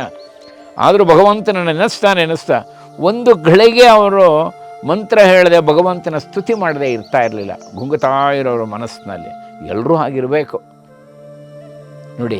ಅದಕ್ಕೆ ಕೃಷ್ಣ ಒಂದು ಮಾತು ಹೇಳ್ತಾನೆ, ಅನನ್ಯಚೇತ ಸತತಂ ಯೋ ಮಾಂ ಸ್ಮರತೆ ನಿತ್ಯಶಃ ತಸ್ಯಾಹಂ ಸುಲಭ ಪಾರ್ಥ ನಿತ್ಯಯುಕ್ತಸ್ಯ ಯೋಗಿನಃ. ಅರ್ಜುನ, ಯಾರು ನನ್ನನ್ನು ನಿತ್ಯ ಸ್ಮರಣೆ ಮಾಡ್ತಿರ್ತಾರೆ ಅವ್ರಿಗೆ ಸುಲಭವಾಗಿ ಸಿಗ್ತೀನಪ್ಪ. ನನಗೋಸ್ಕರ ಕಠೋರ ತಪಸ್ಸು ಮಾಡಬೇಕು ಅಂತ ಹೇಳಲಿಲ್ಲ ಕೃಷ್ಣ, ಇರೋದೆಲ್ಲ ದಾನ ಮಾಡಬೇಕು ಅಂತ ಹೇಳಲಿಲ್ಲ, ಎಲ್ಲ ಶಾಸ್ತ್ರವನ್ನು ಅಧ್ಯಯನ ಮಾಡಬೇಕು ಅಂತ ಹೇಳಲಿಲ್ಲ. ಒಂದೇ ನನ್ನ ಸ್ಮರಣೆ ಮಾಡಿದ್ರು ಸಾಕು. ನೋಡಿ, 8ನೇ ಅಧ್ಯಾಯದ 14ನೇ ಶ್ಲೋಕ. ಯಥಾವತ್ತಾಗಿದ್ದವರು ಸ್ವತಃ ವೆಂಕಟನಾಥ. ಕಡೆಗೆ ಇದನ್ನು ಗಂಧವನ್ನು ಅವನು ತೊಗೊಂಡೋಗಿ ಬಂದಾಗ ವೆಂಕಟನಾಥ ಅವನು ಮಾತು ಹೇಳ್ತಾರೆ, ಇದನ್ನು ದೇವ್ರ ಮುಂದೆ ಇಟ್ಬಿಟ್ಟು ಎಲ್ರಿಗೂ ಕೊಡಿ ಅಂತ. ನಂಗೆ ಗೊತ್ತು ಬಿಡಯ್ಯ, ಅದನ್ನು ನೀನೇನು ಹೇಳ್ಕೊಡ್ಬೇಕಾ ಅಂಥೇಳಿ ಬಹಳ ದುರಂಕಾರದಿಂದ ಹೊರಟೋಗ್ತಾನೆ ಅವನು ಆ ವ್ಯಕ್ತಿ. ಕಡೆಗೆ ಅದನ್ನೆಲ್ಲ ಗಂಧ ಕೊಟ್ಟಾಗ ಏನಾಗ್ಬಿಡತ್ತೆ, ಆ ಬ್ರಾಹ್ಮಣೋತ್ತಮರೆಲ್ಲ ಪಾಪ ಲೇಪನ ಮಾಡ್ಕೋತಾರೆ ಶ್ರೀಗಂಧನ ಭೋಜನಕ್ಕೆ ಮುಂಚೆ. ಉರಿಯೋಕ್ಕೆ ಶುರು ಆಗ್ಬಿಡತ್ತೆ, ಇಡೀ ಶರೀರ ಧಗ ಧಗ ಧಗ ಅಂತ ಉರಿಯೋಕ್ಕೆ ಶುರು ಆಗ್ಬಿಡತ್ತೆ. ಈ ಹಸಿಮೆಣಸಿಕಾಯಿ ಚೆನ್ನಾಗಿ ಅರೆದ್ಬಿಟ್ಟು ಹಚ್ಕೊಂಡ್ರೆ ಹೇಗಾಗುತ್ತೋ ಹಾಗಾಗ್ಬಿಡತ್ತೆ, ಎಲ್ಲ ಉರಿ ಉರಿ ಉರಿ ಅಂತಾರೆ. ಕಡೆಗೆ ಆ ಪ್ರಮುಖರಿಗೆ, ಮನೆಯ ಮಾಲೀಕರಿಗೆ ಕೇಳ್ತಾರೆ, ಯಾರು ಇದನ್ನು ಗಂಧ ತೆಗೆದವರು? ಆಗ ಯಾರೋ ಹೇಳ್ತಾರೆ, ನೋಡಿ ಅಲ್ಲಿ ಕೂತಿದ್ದಾರೆ ನೋಡಿ ಅವರೇ ಅಂತ. ಯಾರೋ, ಅಯ್ಯೋ ಇವರು ವೆಂಕಟನಾಥ, ಪ್ರಕಾಂಡ ಪಂಡಿತರು, ಇವರು ಒಳ್ಳೆ ಅಮೋಘ ಪಂಡಿತರು, ಅವ್ರ ಕೀಲ್ ಗಂಧ ತೇಯಿಸಿದ್ರ ಅಂತ. ಆಗ ಬಂದು ಕೇಳ್ತಾರೆ, ಇವರು ಏನು ಮಾಡಿದ್ರು ವೆಂಕಟನಾಥ? ಅಗ್ನಿಮೇಳೆ ಪುರೋಹಿತಂ ಅಂದರೆ ಅಗ್ನಿ ಸೂಕ್ತವನ್ನು ಹೇಳ್ತಾ ಅವರು ಸಾಣೇಕಲ್ಲಿನಲ್ಲಿ ಗಂಧವನ್ನು ಅರೆದಿರ್ತಾರೆ. ಅದೇನಾಗಿದೆ ನೋಡಿ, ಅವರು ಮಂತ್ರಸಿದ್ಧಿ ಆಗಿರುತ್ತೆ. ಈ ವಿಷಯ ಅವರು ಪ್ರಕಟ ಮಾಡಿರೋಲ್ಲ, ಮಂತ್ರಸಿದ್ಧಿ ಆಗಿರುತ್ತೆ. ಅವ್ರ ಪಾಡ್ಗೆ ಅವರು ವೇದ ಮಂತ್ರ ಹೇಳ್ಕೊತಾ ಇರ್ತಾರೆ. ಅದು ಏನಾಗುತ್ತೆ, ಇವನು ತಾತ್ಸಾರ ಮಾಡಿದ್ರಿಂದ ಎಲ್ಲ ಗಂಧ ಎಲ್ಲ ಉರಿಯೋಕ್ಕೆ ಶುರು ಆಗಿಬಿಡುತ್ತೆ. ಆಗ ಇವರು ತಕ್ಷಣ ಅನ್ಕೋತಾರೆ, ಎಂಥ ತಪ್ಪಾಯ್ತು ನನ್ನಿಂದ. ಈ ಗಂಧ ಪಾಪ ಬ್ರಾಹ್ಮಣೋತ್ತಮರೆಲ್ಲ ಹಚ್ಕೊಂಡಾಗ ಅದು ಉರಿಯೋಣ ಅಂದ್ರೇನು ಅಂತ ವರುಣದೇವ್ರನ್ನ ಪ್ರಾರ್ಥನೆ ಮಾಡ್ಕೋತಾರೆ ವೆಂಕಟನಾಥ. ವರುಣದೇವ್ರನ್ನ ಪ್ರಾರ್ಥನೆ ಮಾಡಿಕೊಂಡಾಗ ಪೂರ್ತಿ ಶೀತಲವಾಗುತ್ತೆ, ಪೂರ್ತಿ ಅದು ಹಿತವಾಗುತ್ತೆ ಶ್ರೀಗಂಧ. ಇದು ಅವ್ರ ಜೀವನದಲ್ಲಿ ನಡೆದಂಥ ಘಟನೆ. ಒಂಥರ ಮಂತ್ರಸಿದ್ಧಿಯನ್ನು ಪಡೆದಂಥ ಮಹಾನ್ ಭಾವ. ಆದರೆ ಎಂದೂ ಹೊರಗಡೆ ಹೇಳ್ಕೋತಿರಲಿಲ್ಲ, ತೋರ್ಪಡಿಸ್ಕೋತಾ ಇರಲಿಲ್ಲ. ಆ ತಮ್ಮಲ್ಲಿದ್ದಂಥ ಆ ದೈವೀ ಶಕ್ತಿಯನ್ನು ತಾವು ಗೋಪ್ಯವಾಗಿಟ್ಕೊಂಡಿದ್ದರು. ಶ್ರುತಮ್ಮೆ ಗೋಪಾಯ ವೇದ ಹೇಳುತ್ತೆ, ಇದನ್ನು ಗೋಪ್ಯವಾಗಿಟ್ಕೋ ಅಂತ ಮಹಾನ್ ಭಾವರು ರಾಘವೇಂದ್ರ ಸ್ವಾಮಿಗಳು. ಅದಕ್ಕೆ ಅವರ ಜೀವನದಲ್ಲಿ ಇಂತೆಂಥ ಘಟನೆಗಳನ್ನು ಭಗವಂತ ಅವರಲ್ಲೇ ನಿಂತು ಅವರಿಗೆ ಕೀರ್ತಿಯನ್ನು ತಾನು ಕೊಡಿಸಿದ ಭಗವಂತ. ಅದೆಲ್ಲವೂ ಚೆನ್ನಾಗಿ ತಿರ್ಕೊಂಡು ರಾಘವೇಂದ್ರ ಸ್ವಾಮಿಗಳು ಒಂದು ಮಾತು ಹೇಳುತ್ತಿದ್ರು, ಏನು ನಡೆದ್ರು, ನಾಹಂ ಕರ್ತ ಹರಿ ಕರ್ತ. ಭಗವಂತ ನಿಂತು ನಾನು ನಡೆಸ್ತಾ ಇದ್ದಾನಪ್ಪ, ನನಗಷ್ಟು ಯೋಗ್ಯತೆ ಇಲ್ಲ ಅಂತ ಹೇಳೋರು. ಇದು ವೈಭವ, ಅವರ ಜೀವನ ಚರಿತ್ರೆ. ಅನೇಕ ಘಟನೆಗಳನ್ನು ಮುಂದೆ ನಾವು ಒಂದೊಂದೇ ಶ್ರವಣ ಮಾಡ್ತಾ ಹೋಗೋಣ. ಶ್ರೀ ರಾಘವೇಂದ್ರ ತೀರ್ಥರು ಎಲ್ಲ ಕಡೆ ದಿಗ್ವಿಜಯಕ್ಕೆ ಹೊರಡೋರು.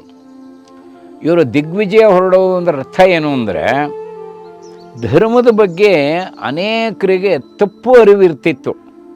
ವಿಶೇಷವಾಗಿ ಮೊಘಲರ ಕಾಲದಲ್ಲಿ ಧರ್ಮದ ತುಂಬ ಗ್ಲಾನಿ ಆಗೋಯ್ತು. ಧರ್ಮ ತನ್ನ ಸ್ಥಾನದಲ್ಲಿ ಇದ್ದರೂ ಕೂಡ ಅನೇಕರಿಗೆ ಧರ್ಮದ ಬಗ್ಗೆ ನಂಬಿಕೆನೇ ಹೊಟ್ಟೋಗ್ತಿತ್ತು, ಕಳಚಿ ಹೋಗ್ತಿತ್ತು. ಅವರಿಗೆ ಧರ್ಮದ ಬಗ್ಗೆ ನಂಬಿಕೆ, ಧರ್ಮದ ಬಗ್ಗೆ ಭಕ್ತಿ, ಧರ್ಮದ ಬಗ್ಗೆ ಧೈರ್ಯ, ಧರ್ಮದ ಬಗ್ಗೆ ವಿಶ್ವಾಸ, ಇದನ್ನು ಬೆಳೆಸೋ ದೃಷ್ಟಿಯಿಂದಲೇ ಎಲ್ಲ ಕಡೆ ಸಂಚಾರ ಮಾಡ್ತಿದ್ರು ರಾಘವೇಂದ್ರ ಸ್ವಾಮಿಗಳು. ಪುರಾಣದಲ್ಲಿ ಒಂದು ಮಾತಿದೆ, ರಕ್ಷತಿ ಇತಿ ವಿಶ್ವಾಸ, ವಿಶ್ವಾಸ ಫಲದಾಯಕ. ಧರ್ಮ ನಮ್ಮನ್ನು ರಕ್ಷಣೆ ಮಾಡುತ್ತೆ ಅಂತ ಯಾರಿಗೆ ದೃಢ ವಿಶ್ವಾಸ ಇದೆಯೋ ಅವ್ರನ್ನ ರಕ್ಷಣೆ ಮಾಡುತ್ತೆ. ನೋಡಿ, ರಕ್ಷತಿ ಇತಿ ವಿಶ್ವಾಸ, ವಿಶ್ವಾಸ ಫಲದಾಯಕ. ಈ ವಿಶ್ವಾಸವನ್ನು ತುಂಬೋದೇ ರಾಯರ ಮೂಲ ಉದ್ದೇಶ ಆಗಿತ್ತು. ಒಂದು ಘಟನೆ ನಡೆಯುತ್ತೆ. ಮಧುರೆಗೆ ಹೋಗ್ತಾರೆ, ದಿಗ್ವಿಜಯ ಹೊರಡುವಾಗ ಮಧುರೆ, ಅಲ್ಲಿ ವಿಶೇಷವಾಗಿ ರಾಜ ತಿರುಮಲ ನಾಯಕ ಅಂತಿರ್ತಾನೆ.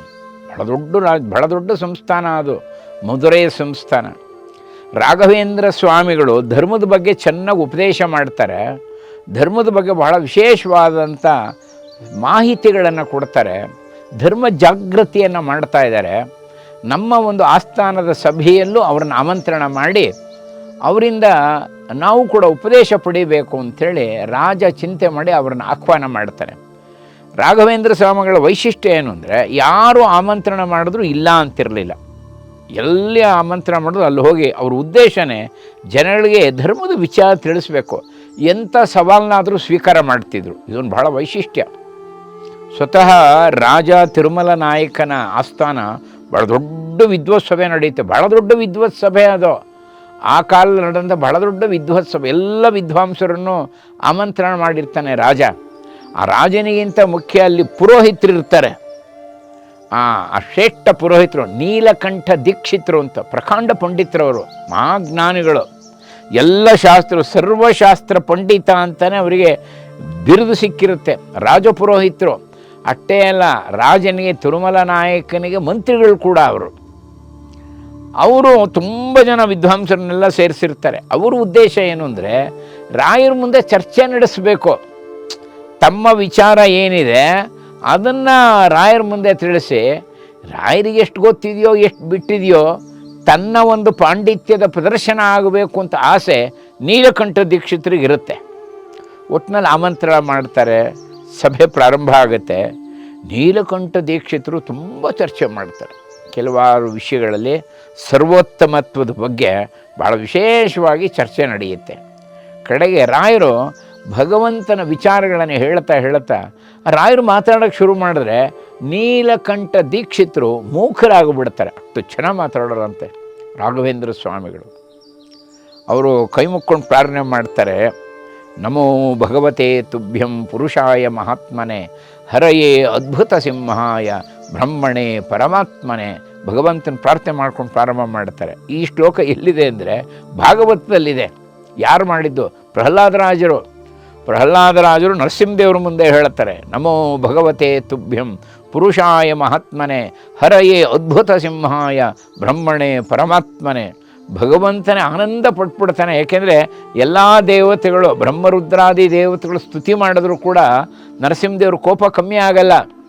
ಆದರೆ ಪ್ರಹ್ಲಾದ ಭಕ್ತಿಯಿಂದ ಸ್ತುತಿ ಮಾಡಿದಾಗ ನರಸಿಂಹದೇವರು ಆನಂದ ಪಟ್ಟು ಬಿಡ್ತಾರೆ. ಈ ಘಟನೆ ನಾವು ಭಾಗವತದಲ್ಲಿ ನೋಡ್ತೀವಿ. ತನ್ನ ಭಗವಂತನ ಸ್ತುತಿ ಮಾಡಿ ಅವರೊಂದು ಸಂಗತಿ ಚರ್ಚೆ ಮಾಡ್ತಾ ಮಧ್ಯದಲ್ಲಿ ರಾಯರು ಹೇಳುತ್ತಾರೆ, ಎಲ್ಲ ವೇದ ಹೇಳುತ್ತೆ, ಉಪನಿಷತ್ತು ಹೇಳುತ್ತೆ ಭಗವಂತನ ವೈಶಿಷ್ಟ್ಯವನ್ನು. ನಿಷ್ಕಲೋ ನಿರಂಜನೋ ನಿರ್ವಿಕಲ್ಪೋ ನಿರಾಖ್ಯಾತ ಶುದ್ಧೋ ದೇವ ಏಕೋ ನಾರಾಯಣ ನದ್ವಿತೀಯೋಸ್ತಿ ಕಚ್ಚಿತ್. ಎಷ್ಟು ಸ್ಪಷ್ಟವಾಗಿ ವೇದ ಉಲ್ಲೇಖ ಮಾಡಿದೆ ಭಗವಂತನ ವೈಶಿಷ್ಟ್ಯ ಏನು ನೋಡಿ.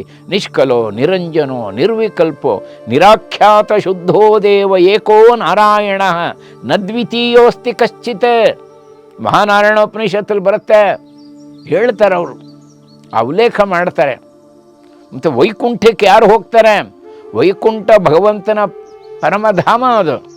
ಯದ್ಗತ್ವಾನ ನಿವರ್ತಂತೆ ತದ್ಧಾಮ ಪರಮಮ್ಮಮ. ಕೃಷ್ಣ ಭಗವದ್ಗೀತೆಯಲ್ಲಿ ಹೇಳ್ತಾನೆ, ಯಾವ ನನ್ನ ಲೋಕಕ್ಕೆ ಬಂದರೆ ಹಿಂತಿರುಗಿ ಬರಬೇಕಾದ್ದಿಲ್ಲ ಅಂತ ದಿವ್ಯ ಲೋಕ ವೈಕುಂಠ ಧಾಮ ನಂದು ಅಂತಾನೆ ಭಗವಂತ. ಆ ಧಾಮ ನಂದು. ಆ ಧಾಮಕ್ಕೆ ಹೋಗಬೇಕಾದ್ರೆ ವೈಕುಂಠಕ್ಕೆ ಯಾರು ಹೋಗ್ತಾರೆ ನೋಡಿ? ಪ್ರಶ್ನೆ ಬರುತ್ತೆ. ಆಗ ಹೇಳ್ತಾರೆ, ವೇದವೇ ಹೇಳಿದೆ, ಯಾರು ಹೋಗ್ತಾರೆ ವೈಕುಂಠಕ್ಕೆ? ಓಂ ನಾರಾಯಣ ಮಂತ್ರೋಪಾಸಕ ವೈಕುಂಠ ಭುವನ ಲೋಕಂ ಗಮಿಷ್ಯತೆ ನಾರಾಯಣ ಸಾಯುಜ್ಯಮವಾಪ್ನೋತಿ. ರಾಯರು ಮಾತಾಡ್ತಾ ಇದ್ದರೆ ನೀಲಕಂಠ ದೀಕ್ಷಿತರು ಕೈ ಮುಕ್ಕೊಂಡ್ಬಿಡ್ತಾರೆ.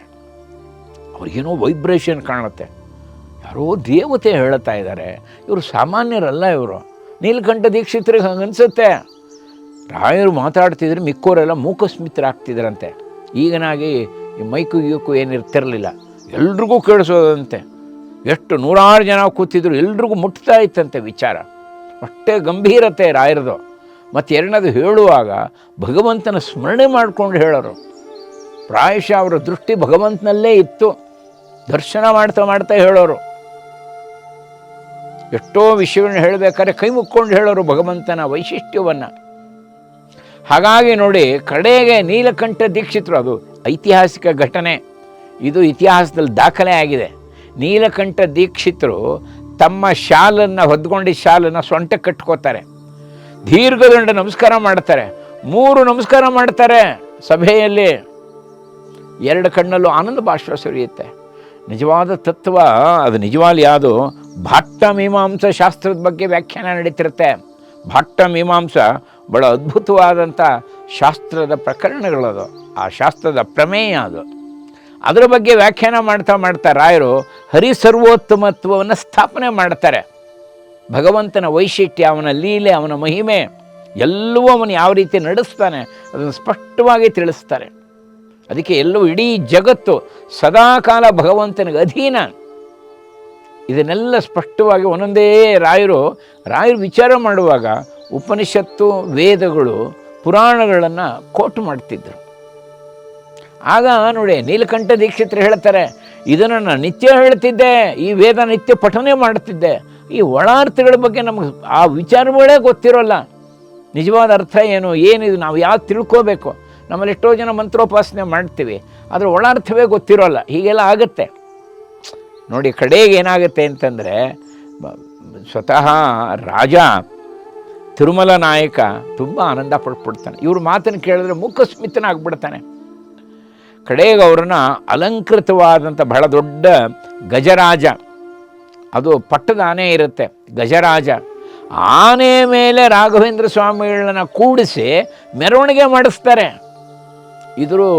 ಇದು ನಡೆದ ಘಟನೆ. ಇದು ಮಧುರೆಯಲ್ಲಿ ಗಜರಾಜನ ಮೇಲೆ ರಾಘವೇಂದ್ರ ಸ್ವಾಮಿಗಳನ್ನು ಕೂಡಿಸಿ, ಅಲಂಕೃತ ಗಜರಾಜನ ಮೇಲೆ ಕೂಡಿಸಿ ಇಡೀ ಪ್ರಮುಖ ಬೀದಿಯಲ್ಲಿ, ರಾಜ ಬೀದಿಯಲ್ಲಿ ಮೆರವಣಿಗೆ ಮಾಡಿಸ್ತಾರೆ.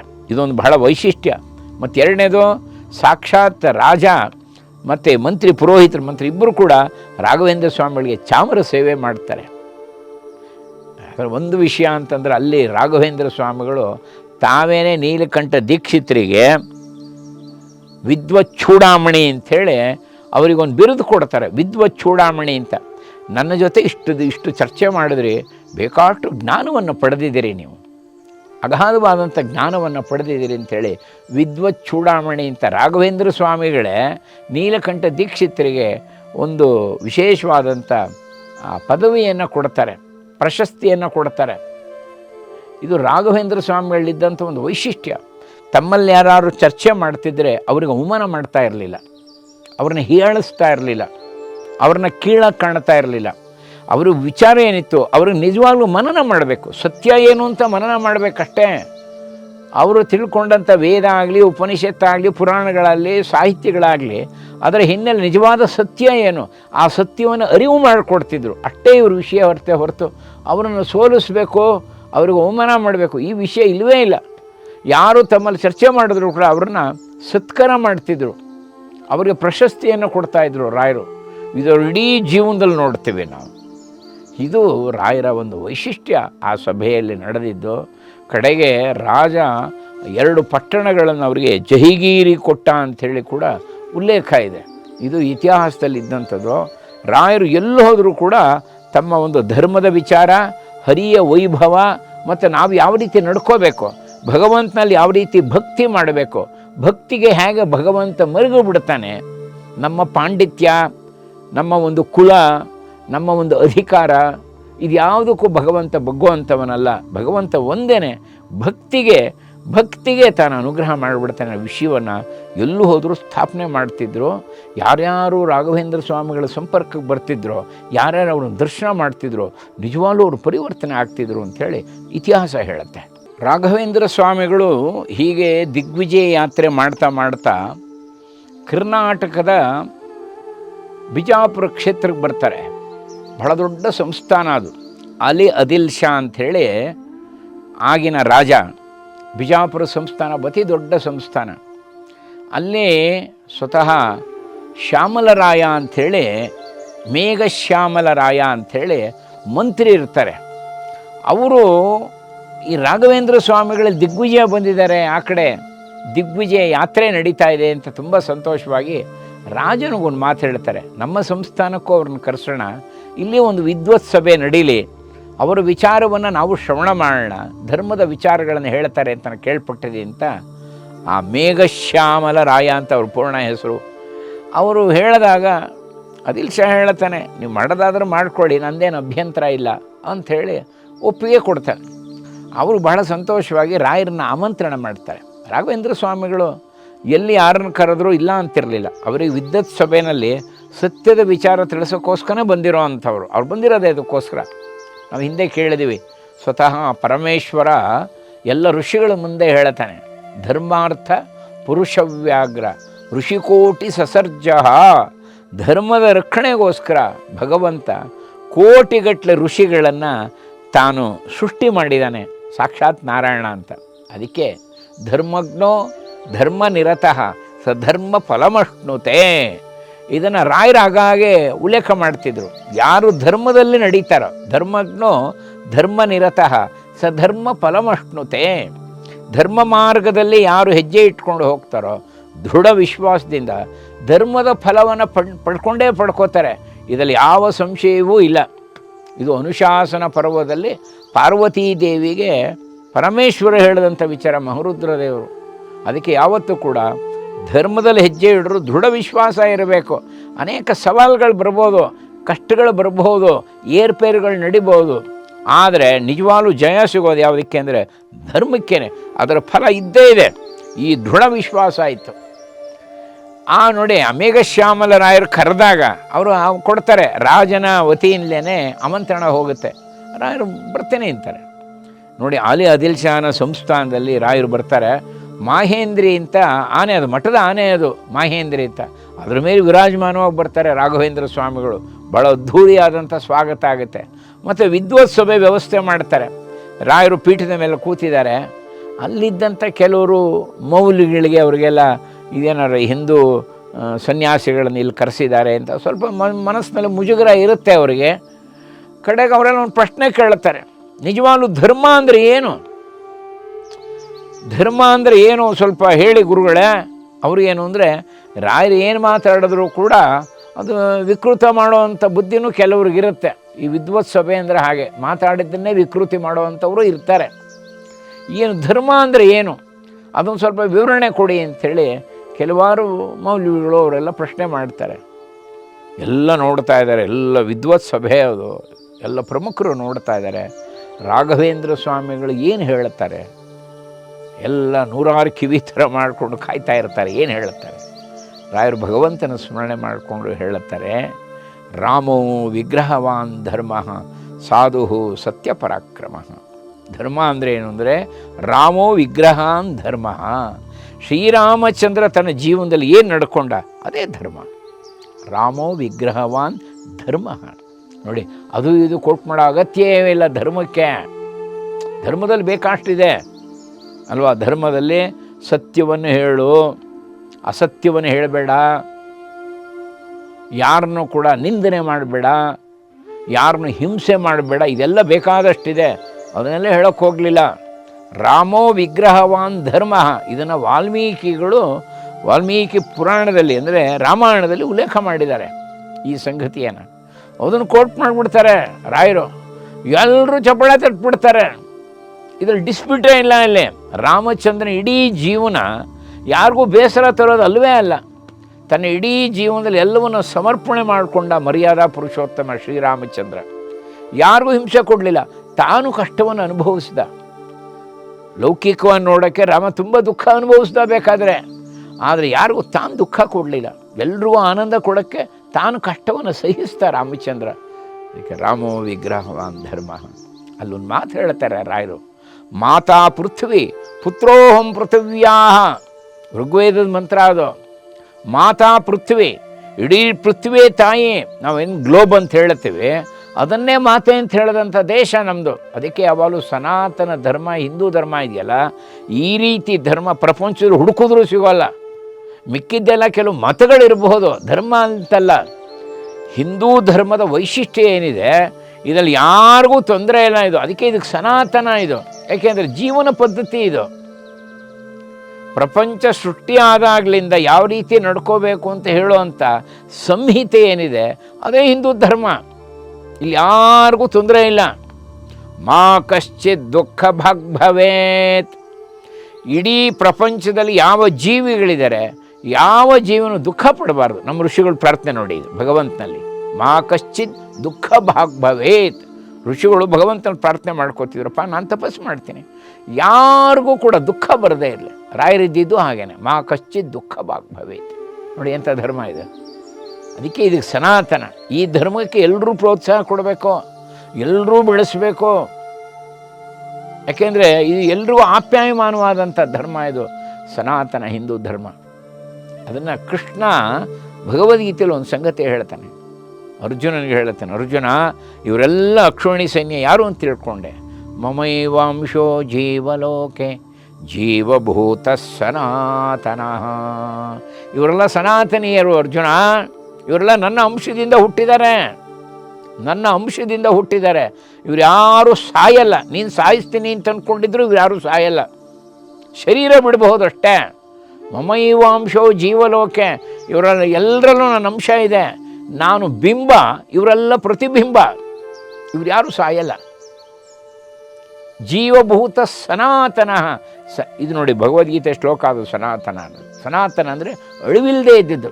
ಕೆಲವರು ಅಂತಾರೆ ಈ ಧರ್ಮನ ಹಾಗೆ ಮಾಡ್ತೀನಿ ಹೇಗೆ ಮಾಡಿ, ಏನು ಮಾಡ್ತೀನಿ ನೀನು, ಅದು ಅಳಿವಿಲ್ಲದೆ ಧರ್ಮ. ಅದು ಆ ವೈಶಿಷ್ಟ್ಯ, ಇದನ್ನೇ ಒತ್ತಿ ಹೇಳ್ತಾನೆ ಕೃಷ್ಣ. ಹಾಗೆ ರಾಘವೇಂದ್ರ ಸ್ವಾಮಿಗಳು ಆ ದೊಡ್ಡ ಸಭೆಯಲ್ಲಿ ಹೇಳ್ತಾರೆ, ಮಾತಾ ಪೃಥ್ವಿ ಪುತ್ರೋಹಂ ಪೃಥಿವ್ಯಾ, ಋಗ್ವೇದದ ಮಂತ್ರ ಅದು. ಇಡೀ ಪೃಥ್ವಿಯಲ್ಲಿರುವಂಥ ಎಲ್ಲ ಜನಗಳು ಆ ಭೂದೇವಿಯ ಮಕ್ಕಳು ನಾವೆಲ್ಲ. ಇಲ್ಲಿ ಪ್ರಶ್ನೆನೇ ಇಲ್ವಲ್ಲ, ಚರ್ಚೆನೇ ಇಲ್ಲ. ನೋಡಿ, ಅವರು ತುಂಬ ಚೆನ್ನಾಗಿ ಕೆಲವು ವಿಚಾರಗಳನ್ನು ಹೇಳುತ್ತಾರೆ. ಎಲ್ರಿಗೂ ಅನಿಸುತ್ತೆ ಎಷ್ಟೋ ಶ್ರೇಷ್ಠವಾದಂಥ ಧರ್ಮ ಇದು ಸನಾತನ ಹಿಂದೂ ಧರ್ಮ. ಇಂಥ ದೊಡ್ಡ ವ್ಯಕ್ತಿಗಳಿವರು. ಅವರು ತುಂಬ ಭಾಳ ಜನಕ್ಕೆ ಪರಿವರ್ತನೆ ಆಗಿ ಹೋಗ್ಬಿಡುತ್ತೆ. ಅವರ ಮನಸ್ಸಿನಲ್ಲಿದ್ದಂಥ ಪೂರ್ವಾಗ್ರಹ ಪೀಡಿತರಾಗಿದ್ದಂಥ ಅನೇಕರಿಗೆ ನಿಜವಾದ ಧರ್ಮ ಏನು ಅನ್ನೋದನ್ನು ಅರಿವು ಮಾಡಿಕೊಡ್ತಾರೆ ರಾಘವೇಂದ್ರ ಸ್ವಾಮಿಗಳು. ಕಡೆಗೆ ಈ ವಿಷಯ ಸ್ವತಃ ಆದಿಲ್ ಶಹನಿಗೂ ಗೊತ್ತಾಗುತ್ತೆ. ಆದಿಲ್ ಶಹನಿಗೆ ರಾಘವೇಂದ್ರ ಸ್ವಾಮಿಗಳು ಮಾಡಿದಂಥ ಮಾತನ್ನು ಕಡೆಗೆ ಮತ್ತೆ ರಾಘವೇಂದ್ರ ಸ್ವಾಮಿಗಳನ್ನು ಕರೆಸಿ ರಾಘವೇಂದ್ರ ಸ್ವಾಮಿಗಳಿಗೆ ಪಾದಪೂಜೆ ಮಾಡಿ ಜಗದ್ಗುರು ಅಂಥೇಳಿ ಒಂದು ಬಿರುದನ್ನು ಕೊಡ್ತಾನೆ ತನ್ನ ಸಂಸ್ಥಾನದಿಂದ. ಜಗದ್ಗುರು ಶ್ರೀ ರಾಘವೇಂದ್ರ ಅಂಥೇಳಿ ಆದಿಲ್ ಶಾ. ನೋಡಿ, ಇದು ಐತಿಹಾಸಿಕ ಘಟನೆ. ಇದು ಜಗದ್ಗುರು ಶ್ರೀ ರಾಘವೇಂದ್ರ ಅಂಥೇಳಿ ಅವರಿಗೆ ಬಿರುದನ್ನು ಕೊಟ್ಟು, ಬಿರುದಾವಳಿ ಕೊಟ್ಟು, ಕೆಲವು ಗ್ರಾಮಗಳನ್ನು ಜೈಗ್ಯಾರ್ಯ ಕೊಟ್ಟ ಅಂಥೇಳಿ ವಿಶೇಷವಾಗಿ ಉಲ್ಲೇಖ ಮಾಡ್ತಾರೆ. ಅಂದರೆ ರಾಘವೇಂದ್ರ ಸ್ವಾಮಿಗಳ ಮೂಲ ಉದ್ದೇಶವೇ ಅದು. ಜನಗಳಲ್ಲಿದ್ದಂಥ ಕೆಲವು ಸಣ್ಣ ಪುಟ್ಟ ಕ್ಷುಲ್ಲಕ ಮನಸ್ಸಿದ್ದರೆ, ಕ್ಷುಲ್ಲಕ ಬುದ್ಧಿ ಇದ್ದರೆ ಅದನ್ನು ತೆರೆದು ಸತ್ಯದ ಕಡೆ ಪರಿಚಯ ಮಾಡಿಕೊಡ್ತಿದ್ರು. ಯಾವುದು ಸತ್ಯ? ಭಗವಂತನ ಅನುಗ್ರಹ ನಾವು ಪಡಿಬೇಕಾದರೆ ಸತ್ಯದ ಮಾರ್ಗದಲ್ಲಿ ಹೋಗಬೇಕು, ಸದ್ಗುಣಗಳ ಮಾರ್ಗದಲ್ಲಿ ಹೋಗಬೇಕು ಅನ್ನುವಂಥ ಸಂಗತಿಯನ್ನು ಹೆಜ್ಜೆಜ್ಜೆಗೆ ತೋರಿಸ್ಕೊಡೋಕ್ಕೋಸ್ಕರ ಮಾಡಿದಂಥ ಶ್ರೇಷ್ಠವಾದಂಥ ಅವತಾರ. 353 ವರ್ಷ ಆಯಿತು ಅವ್ರು ಬೃಂದಾವನದಲ್ಲಿ ಪ್ರವೇಶ ಮಾಡಿ. ಈಗಲೂ ಬೃಂದಾವನದಲ್ಲಿ ಇದ್ದುಕೊಂಡು ಒಬ್ಬ ಜೀವಂತ ಸಂತ ಕೂಡ ಮಾಡೋಕ್ಕಾಗದಿರೋಷ್ಟು ಕಾರ್ಯವನ್ನು ಯಾವುದೇ ಮೂಲೆಯಲ್ಲಿ ಜನ ಇರಲಿ ರಾಘವೇಂದ್ರ ಅಂತ ಪ್ರಾರ್ಥನೆ ಮಾಡಿಕೊಂಡ್ರು ಅನುಗ್ರಹ ಮಾಡ್ತಾರೆ. ಅವರು ಬೃಂದಾವನ ಪ್ರವೇಶ ಮಾಡುವಾಗಲೇ ರಾಘವೇಂದ್ರ ಸ್ವಾಮಿಗಳು ಒಂದು ಮಾತು ಹೇಳ್ತಾರೆ, ನಾನು ಶರೀರ ಬಿಡಲ್ಲ, ಬೃಂದಾವನದಲ್ಲಿದ್ದುಕೊಂಡು ಪಾಂಚಭೌತಿಕ ಶರೀರವನ್ನು ಬೃಂದಾವನದಲ್ಲಿ ಅಡಗಿಸ್ಕೊಂಡು ನಿಮ್ಮೆಲ್ಲರಿಗೂ ಅನುಗ್ರಹ ಮಾಡ್ತೀನಿ, ಶರೀರ ಬಿಡಲ್ಲ. 700 ವರ್ಷ ಈ ಬೃಂದಾವನದಲ್ಲಿದ್ದು ತಪಸ್ಸು ಮಾಡ್ತೀನಿ ಅಂತ ಆದೇಶ ಕೊಡ್ತಾರೆ. ಅಂಥ ಮಹಾನ್ ಭಾವರು ರಾಘವೇಂದ್ರ ಸ್ವಾಮಿಗಳು. ರಾಘವೇಂದ್ರ ಸ್ವಾಮಿಗಳು ಪರ್ಯಟನೆ ಮಾಡ್ತಾ ಮಾಡ್ತಾ ನಮ್ಮ ಭೂಮಿಯ ವೈಶಿಷ್ಟ್ಯವನ್ನು ಅದ್ಭುತವಾಗಿ ಉಲ್ಲೇಖ ಮಾಡ್ತಿದ್ರು.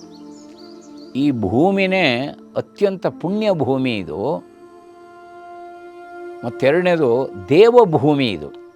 ಮತ್ತು ನಾವೆಲ್ಲ ಈ ಭೂಮಿಯಲ್ಲಿ ಹುಟ್ಟಿರೋದು ಯಾಕೆ ಅಂದರೆ ಇದು ಕರ್ಮಭೂಮಿ. ಈ ಶರೀರ ಸಿಕ್ಕಿರೋದು ಸಾಧನಾ ಶರೀರ. ಇದರಲ್ಲಿ ಸಾಧನೆಯನ್ನು ಮಾಡ್ತಾ ಮಾಡ್ತಾ ಮಾಡ್ತಾ ಪುಣ್ಯ ಸಂಗ್ರಹ ಮಾಡ್ಕೋಬೇಕು. ಅವರೊಂದು ಸಂಗತಿ ಹೇಳೋರು, ಮೃತಂಚ ಎನ್ನ ಮುಂಚತೆ ಸಮರ್ಜಯಸ್ವ ತದ್ಧನಂ. ಇದು ಮಹಾಭಾರತದಲ್ಲಿ ಬರುವಂಥ ಶ್ಲೋಕ. ಇದು ಭಗವಾನ್ ವೇದವ್ಯಾಸರು ತನ್ನ ಮಗ ಶುಕನಿಗೆ ಮಾತು ಹೇಳ್ತಾರೆ. ನೀನು ಯಾವ ಧನವನ್ನು ಸಂಪಾದನೆ ಮಾಡಬೇಕು, ಯಾವ ಸಂಪತ್ತನ್ನು ಸಂಪಾದನೆ ಮಾಡಬೇಕು ಜೀವನದಲ್ಲಿ ಅಂದರೆ ಅದ್ಭುತವಾದಂಥ ಮನುಷ್ಯನ ಶರೀರ ಸಿಕ್ಕಿದೆ, ಶ್ರೇಷ್ಠವಾದಂಥ ಶರೀರ. ಭೂಮಿ ಅಂಥದ್ದು, ಇದು ಕರ್ಮಭೂಮಿ. ಯಾವುದು ನಿನ್ನ ಶರೀರ ಬಿಟ್ಟರು ನಿನ್ನ ಜೊತೆಗೆ ಬರುತ್ತಲ್ಲ ನೋಡಿ, ಮೃತಂಚ ಎನ್ನ ಮುಂಚತಿ ಸಮರ್ಜಯಸ್ವ ತದ್ಧನಂ. ಯಾವುದು ನಿನ್ನ ಜೊತೆಗೆ ಬರಲ್ಲ ಅದನ್ನೇ ಸಂಗ್ರಹ ಮಾಡ್ತಾ ಕೂತ್ಕೋಬೇಡ. ಪ್ರಹ್ಲಾದರಾಜರು ನರಸಿಂಹದೇವರಲ್ಲಿ ಈ ಮಾತು ಹೇಳ್ತಾರೆ, ಭಾಗವತಲ್ಲಿ ಬರುತ್ತೆ. ನನಗೆ ಜನ್ಮದಲ್ಲಿ ಯಾವುದು ಬೇಡವೋ ಅದನ್ನೇ ಸಂಗ್ರಹ ಮಾಡ್ಕೊಂಡು ಇಡೀ ಜೀವನ ಹೊಟ್ಟೋಯ್ತು. ಯಾವುದು ನನ್ನ ಜೊತೆಗೆ ಬರಲ್ವೋ, ಯಾವುದು ನನ್ನ ಜೊತೆಗೆ ಬರಲ್ವೋ, ಶಾಶ್ವತವಲ್ವೋ ಅದನ್ನೇ ಸಂಗ್ರಹ ಮಾಡ್ಕೊಂಡು ಜೀವನ ಪರ್ಯಂತ ಮಾಡಿ ನಶಿಸಿ ಹೋಯಿತು ನನ್ನ ಜನ್ಮ. ಯಾವುದನ್ನು ಸಂಗ್ರಹ ಮಾಡ್ಕೋಬೇಕೋ ಅದ್ರಲ್ಲಿ ಆಸಕ್ತಿನೇ ಬರಲಿಲ್ಲ, ಅದರಲ್ಲಿ ನನ್ನ ಮನಸ್ಸೇ ಬರಲಿಲ್ಲ, ಅದು ನನ್ನ ಕೈಗೆ ಸಿಕ್ಕಲಿಲ್ಲ. ಯಾವುದನ್ನು ಸಂಗ್ರಹ ಮಾಡ್ಕೋಬೇಕು, ಅದು ಯಾವುದು ಅಂದ್ರೆ ಪುಣ್ಯ. ಮನುಷ್ಯರಿಗೆ ಹಾಗೇ ಆಗಿಬಿಟ್ಟಿದೆ. ಪುಣ್ಯ ಸಂಗ್ರಹ ಮಾಡ್ಕೋಬೇಕಾದ್ದು ನಿಜವಾದ ಮೂಲ ಉದ್ದೇಶ. ಆದರೆ ಅದರ ಕಡೆ ನಮ್ಮ ಮನಸ್ಸೇ ಬರೋಲ್ಲ. ಆದರೆ ಯಾವ ತಾತ್ಕಾಲಿಕ ಸುಖ ಕೊಡುತ್ತೋ ಅದನ್ನೇ ಸಂಗ್ರಹ ಮಾಡ್ಕೊಂಡು ಹೊರಟೋಗ್ತೀವಿ ನೋಡಿ. ಮೃತಂಚ ಎನ್ನ ಮುಂಚತೆ ಸಮರ್ಜಯಸ್ವ ತದ್ಧನಂ. ರಾಯರ ಹೆಜ್ಜೆ ಹೆಜ್ಜೆಗೆ ಈ ಸಂಗತಿಯನ್ನು ಜನಮಾನಸರಲ್ಲಿ ಮುಟ್ಟುತ್ತಾ ಇದ್ದರು. ಅವರ ಜೀವನವೂ ಹಾಗೇ ಇತ್ತು. ಅವರ ಜೀವನನೇ ನೋಡಿ, ಅವರು 26 ವಯಸ್ಸಿನಲ್ಲಿ ಅವರು ಸನ್ಯಾಸತ್ವ ಸ್ವೀಕಾರ ಮಾಡಿದ್ದು. ಸನ್ಯಾಸತ್ವ ಸ್ವೀಕಾರ ಮಾಡುವಾಗ ಅವರ ಪತ್ನಿಗೆ ಕೇವಲ 20 ವರ್ಷ ಇದ್ದಿರಬಹುದು, ಸರಸ್ವತಿ ದೇವಿಗೆ ಇನ್ನು ಚಿಕ್ಕ ವಯಸ್ಸು. 5 ವರ್ಷದ ಮಗ ಇದ್ದ, 5 ವರ್ಷ ಲಕ್ಷ್ಮೀನಾರಾಯಣ, 5 ವರ್ಷದ ಪುತ್ರ. ಅಂಥ ಸಂಸಾರವನ್ನು ಬಿಟ್ಟು ಅವರು ಸನ್ಯಾಸತ್ವ ಸ್ವೀಕಾರ ಮಾಡಿಬಿಡ್ತಾರೆ 26 ವಯಸ್ಸಿನಲ್ಲಿ. ಪ್ರಕಾಂಡ ಪಂಡಿತರು. ಅವರು ಸನ್ಯಾಸತ್ವ ತಗೊಂಡಾಗ ಅವರ ಪತ್ನಿ ಶರೀರ ಬಿಟ್ಬಿಡ್ತಾರೆ, ದೇಹತ್ಯಾಗ ಮಾಡಿಬಿಡ್ತಾರೆ. ನಾನು ನನ್ನ ಪತಿಯ ಸೇವೆ ಮಾಡದೇ ಇದ್ಮೇಲೆ ಈ ಶರೀರಕ್ಕೆ ಏನು ಬೆಲೆ ಇದೆ? ಅವರನ್ನು ದರ್ಶನ ಮಾಡೋ ಹಾಗಿಲ್ಲ, ಅವರ ಸೇವೆ ಮಾಡೋ ಸೌಭಾಗ್ಯ ಇಲ್ಲ ನನಗೆ ಅಂದಮೇಲೆ ನನ್ನ ಬದುಕೇನು ಸಾರ್ಥಕ? ಈ ರೀತಿ ಚಿಂತನೆ ಮಾಡಿಬಿಡ್ತಾರೆ. ಮಗು ಬರೀ 5 ವರ್ಷದ ಬಾಲಕ, ಆಗಷ್ಟೇ ಉಪನಯನ ಆಗಿರುತ್ತೆ. ಅಂದರೆ ಅವರ ಜೀವನವನ್ನೇ ತ್ಯಾಗ ಮಾಡಿಬಿಟ್ರು. ವೇದದಲ್ಲಿ ಒಂದು ಮಾತಿದೆ, ಯಾರಿಗೆ ಅಮರತ್ವ ಸಿಗುತ್ತೆ ಅಂದರೆ ನ ಕರ್ಮಣ ನ ಪ್ರಜಯ ಧನೇನ. ಯಾರು ಜೀವನದಲ್ಲಿ ತುಂಬ ಕಷ್ಟಪಡ್ತಾರೆ ಅವರಿಗೆ ಅಮರತ್ವ ಸಿಗುತ್ತೆ ಅಂತೇನಿಲ್ಲ. ಯಾಕೆಂದರೆ ಅವರು ಯಾವ ಉದ್ದೇಶ ಕಷ್ಟಪಟ್ಟಿದ್ದಾರೆ ಅನ್ನೋದು ಬಹಳ ಮುಖ್ಯ. ನ ಪ್ರಜಯ, ತುಂಬ ಮಕ್ಕಳನ್ನು ಪಡೆದವರು ಅಥವಾ ತುಂಬ ಶಿಷ್ಯರನ್ನು ಪಡೆದವರು ಅಮರತ್ವ ಪಡೀತಾರೆ ಅಂತಲೂ ಏನಿಲ್ಲ. ಧನೇನ, ತುಂಬ ಹಣ ಸಂಪಾದನೆ ಮಾಡಿದವರು ಕೂಡ ಬೇಕಾದಷ್ಟು ಹಣ ಇದೆ, ಅವರಿಗೆ ಅಮರತ್ವ ಸಿಗುತ್ತೆ ಅಂತೇನಿಲ್ಲ. ಹಾಗಾದ್ರೆ ಯಾರಿಗೆ ಸಿಗುತ್ತೆ? ವೇದ ಹೇಳುತ್ತೆ, ತ್ಯಾಗೇ ನೈಕೆ ಅಮೃತತ್ವ ಮಾನಶೋ. ಯಾರು ತನ್ನ ಜೀವನದಲ್ಲಿ ಧರ್ಮಕ್ಕೋಸ್ಕರ, ದೇಶಕ್ಕೋಸ್ಕರ ತ್ಯಾಗ ಮಾಡ್ತಾರೋ ಅವರಿಗೆ ಅಮರತ್ವ ಸಿಗುತ್ತೆ. ಇದು ವೇದದ ಮಾತಿದು. ಶಿಕ್ಷಾವಲ್ಲಿಯಲ್ಲಿ ಉಲ್ಲೇಖ ಬರುತ್ತೆ. ಇದು ಈ ಸಂಗತಿ ವೇದದ ಉಪದೇಶದು. ಹಾಗೆ ತಮ್ಮ ಇಡೀ ಜೀವನವನ್ನೇ ತ್ಯಾಗ ಮಾಡಿದಂಥ ಮಹಾನ್ ಭಾವರು ರಾಘವೇಂದ್ರ ಸ್ವಾಮಿಗಳು ಚಾತುರ್ಮಾಸಕ್ಕೋಸ್ಕರ ಕೊಲ್ಹಾಪುರಕ್ಕೆ ಹೋಗ್ತಾರೆ. ಕೊಲ್ಹಾಪುರದಲ್ಲಿ ಅವರು ನೆಲೆಸ್ತಾರೆ 4 ತಿಂಗಳು ಚಾತುರ್ಮಾಸಕ್ಕೋಸ್ಕರ. ಅಲ್ಲಿ ಸ್ವತಃ ಶಿವಾಜಿ ಮಹಾರಾಜರಿಗೆ ಮಾರ್ಗದರ್ಶನ ಮಾಡ್ತಾ ಇದ್ದಂಥ ನಾರೋಪಂಥ ಹನುಮಂತೆ ಅಂತ, ಮಾಧವ ಪಂಡಿತರವರು ನಾರೋಪಂಥ ಹನುಮಂತೆ ಅಂಥೇಳಿ ಶಿವಾಜಿ ಮಹಾರಾಜ್ಗೆ, ಛತ್ರಪತಿ ಶಿವಾಜಿ ಮಹಾರಾಜಿಗೆ ಮಾರ್ಗದರ್ಶಕರು. ಅವರು ಹೇಳ್ತಾರೆ, ಶಿವಬಾ ನೀನು ಏನಾದರೂ ಮಾಡಿ ರಾಘವೇಂದ್ರ ಸ್ವಾಮಿಗಳ ಆಶೀರ್ವಾದ ಪಡ್ಕೋ, ಬಹಳ ಶ್ರೇಷ್ಠ ಸಂತರಪ್ಪ, ಅವ್ರ ಬಗ್ಗೆ ತುಂಬ ಕೇಳಿದ್ದೀನಿ ನಾನು. ಇದನ್ನು ಕೇಳೋದು ಕೂಡಲೇ ಶಿವಾಜಿಗೆ ಆನಂದವಾಗಿಬಿಡತ್ತೆ. ಎಲ್ಲ ಸನ್ಯಾಸಿಗಳನ್ನು, ಶ್ರೇಷ್ಠ ಸನ್ಯಾಸಿಗಳನ್ನು, ತ್ಯಾಗಿಗಳನ್ನು ಅತ್ಯಂತ ಗೌರವದಿಂದ ಕಾಣ್ತಾ ಇದ್ದಂಥ ಮಹಾನ್ ಬಾಬಾ ಛತ್ರಪತಿ ಶಿವಾಜಿ. ತಾನು ಈ ಸನಾತನ ಹಿಂದೂ ಧರ್ಮಕ್ಕೋಸ್ಕರನೇ ಇಡೀ ಜೀವನವನ್ನೇ ಸಮರ್ಪಣೆ ಮಾಡಿಕೊಂಡಂಥ ಮಹಾನ್ ಭಾವ.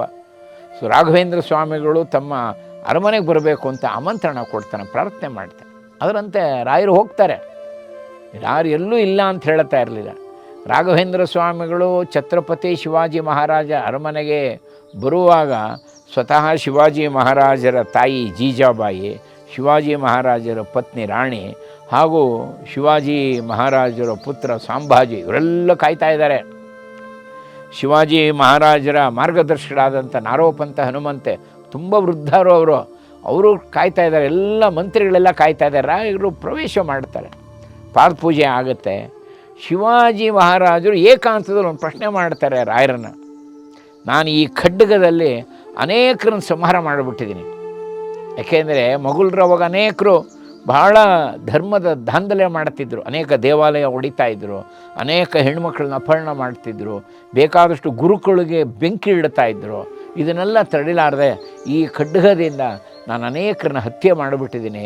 ನನಗೆ ಈ ರೀತಿ ನರಹತ್ಯೆಯ ದೋಷ ಏನಾದ್ರು ಬರುತ್ತಾ? ನಾನು ಮಾಡಿದ ತಪ್ಪಾಯ್ತಾ ಅದು ಅಂತ ಪ್ರಶ್ನೆ ಮಾಡ್ತಾರೆ. ರಾಯರು ಹೇಳ್ತಾರೆ, ತಪ್ಪೇನಲ್ಲ ಶಿವಬ, ಅದು ನಿಮ್ಮ ಆದ್ಯ ಕರ್ತವ್ಯ. ಭವಾನಿ ಖಡ್ಗ ಇರೋದೇ ಅದಕ್ಕೋಸ್ಕರ, ಧರ್ಮ ಉಳಿಸೋಕ್ಕೋಸ್ಕರ. ನನ್ನ ಕರ್ತವ್ಯ ಬ್ರಹ್ಮ ತೇಜಸ್ಸು. ನಾನು ಎಲ್ಲ ಕಡೆ ಈ ವಿಚಾರವನ್ನು ನಾನು ತಪಸ್ವಿಯಾಗಿ ನಾನು ಕೂಡ ಈ ಕಾರ್ಯ ನನ್ನ ಕಾರ್ಯನ ಮಾಡಬೇಕು. ನೀನು ಕೂಡ ಭಗವಂತನ ಆಜ್ಞೆಯಂತೆ ಇದು ಮಾಡ್ತಿರೋದು ಸರಿ, ಇದೇ ಮಾಡಬೇಕು. ಧರ್ಮ ಉಳಿಬೇಕಾದರೆ ನಿಮ್ಮ ಕ್ಷತ್ರಿಯ ಕೆಲಸ ಆಗಲೇಬೇಕು. ನೋಡಿ ಅಲ್ಲಿ ಬ್ರಹ್ಮ ತೇಜಸ್ಸು, ಕ್ಷಾತ್ರ ತೇಜಸ್ಸು ಎರಡೂ ಒಟ್ಟಿಗೆ ಆಗುತ್ತೆ. ತುಂಬ ಅದ್ಭುತವಾದ ಸಂವಾದ, ಬಹಳ ದೊಡ್ಡದಾಗಿದೆ ಸಂವಾದ ಅದು. ಛತ್ರಪತಿ ಶಿವಾಜಿ ಮಹಾರಾಜ್ ಹಾಗೂ ರಾಘವೇಂದ್ರ ಸ್ವಾಮಿಗಳು. ರಾರು ಹೇಳ್ತಾರೆ, ನನ್ನ ಕಾರ್ಯವೂ ಅದೇ, ನಿನ್ನ ಕಾರ್ಯವೂ ಅದೇ. ಈ ಕಾರ್ಯ ಆಗಬೇಕು. ನಮ್ಮ ಸನಾತನ ಧರ್ಮ ಯಾಕೆ ಉಳಿಬೇಕು ಅಂದರೆ ನಮಗೋಸ್ಕರ ಅಲ್ಲ, ಪ್ರಪಂಚಕ್ಕೋಸ್ಕರ ಉಳಿಬೇಕಾಯಿತು. ಇದು ಮನುಕುಲದ ಉದ್ಧಾರಕ್ಕೆ ಉಳಿಬೇಕು ಹಿಂದೂ ಧರ್ಮ.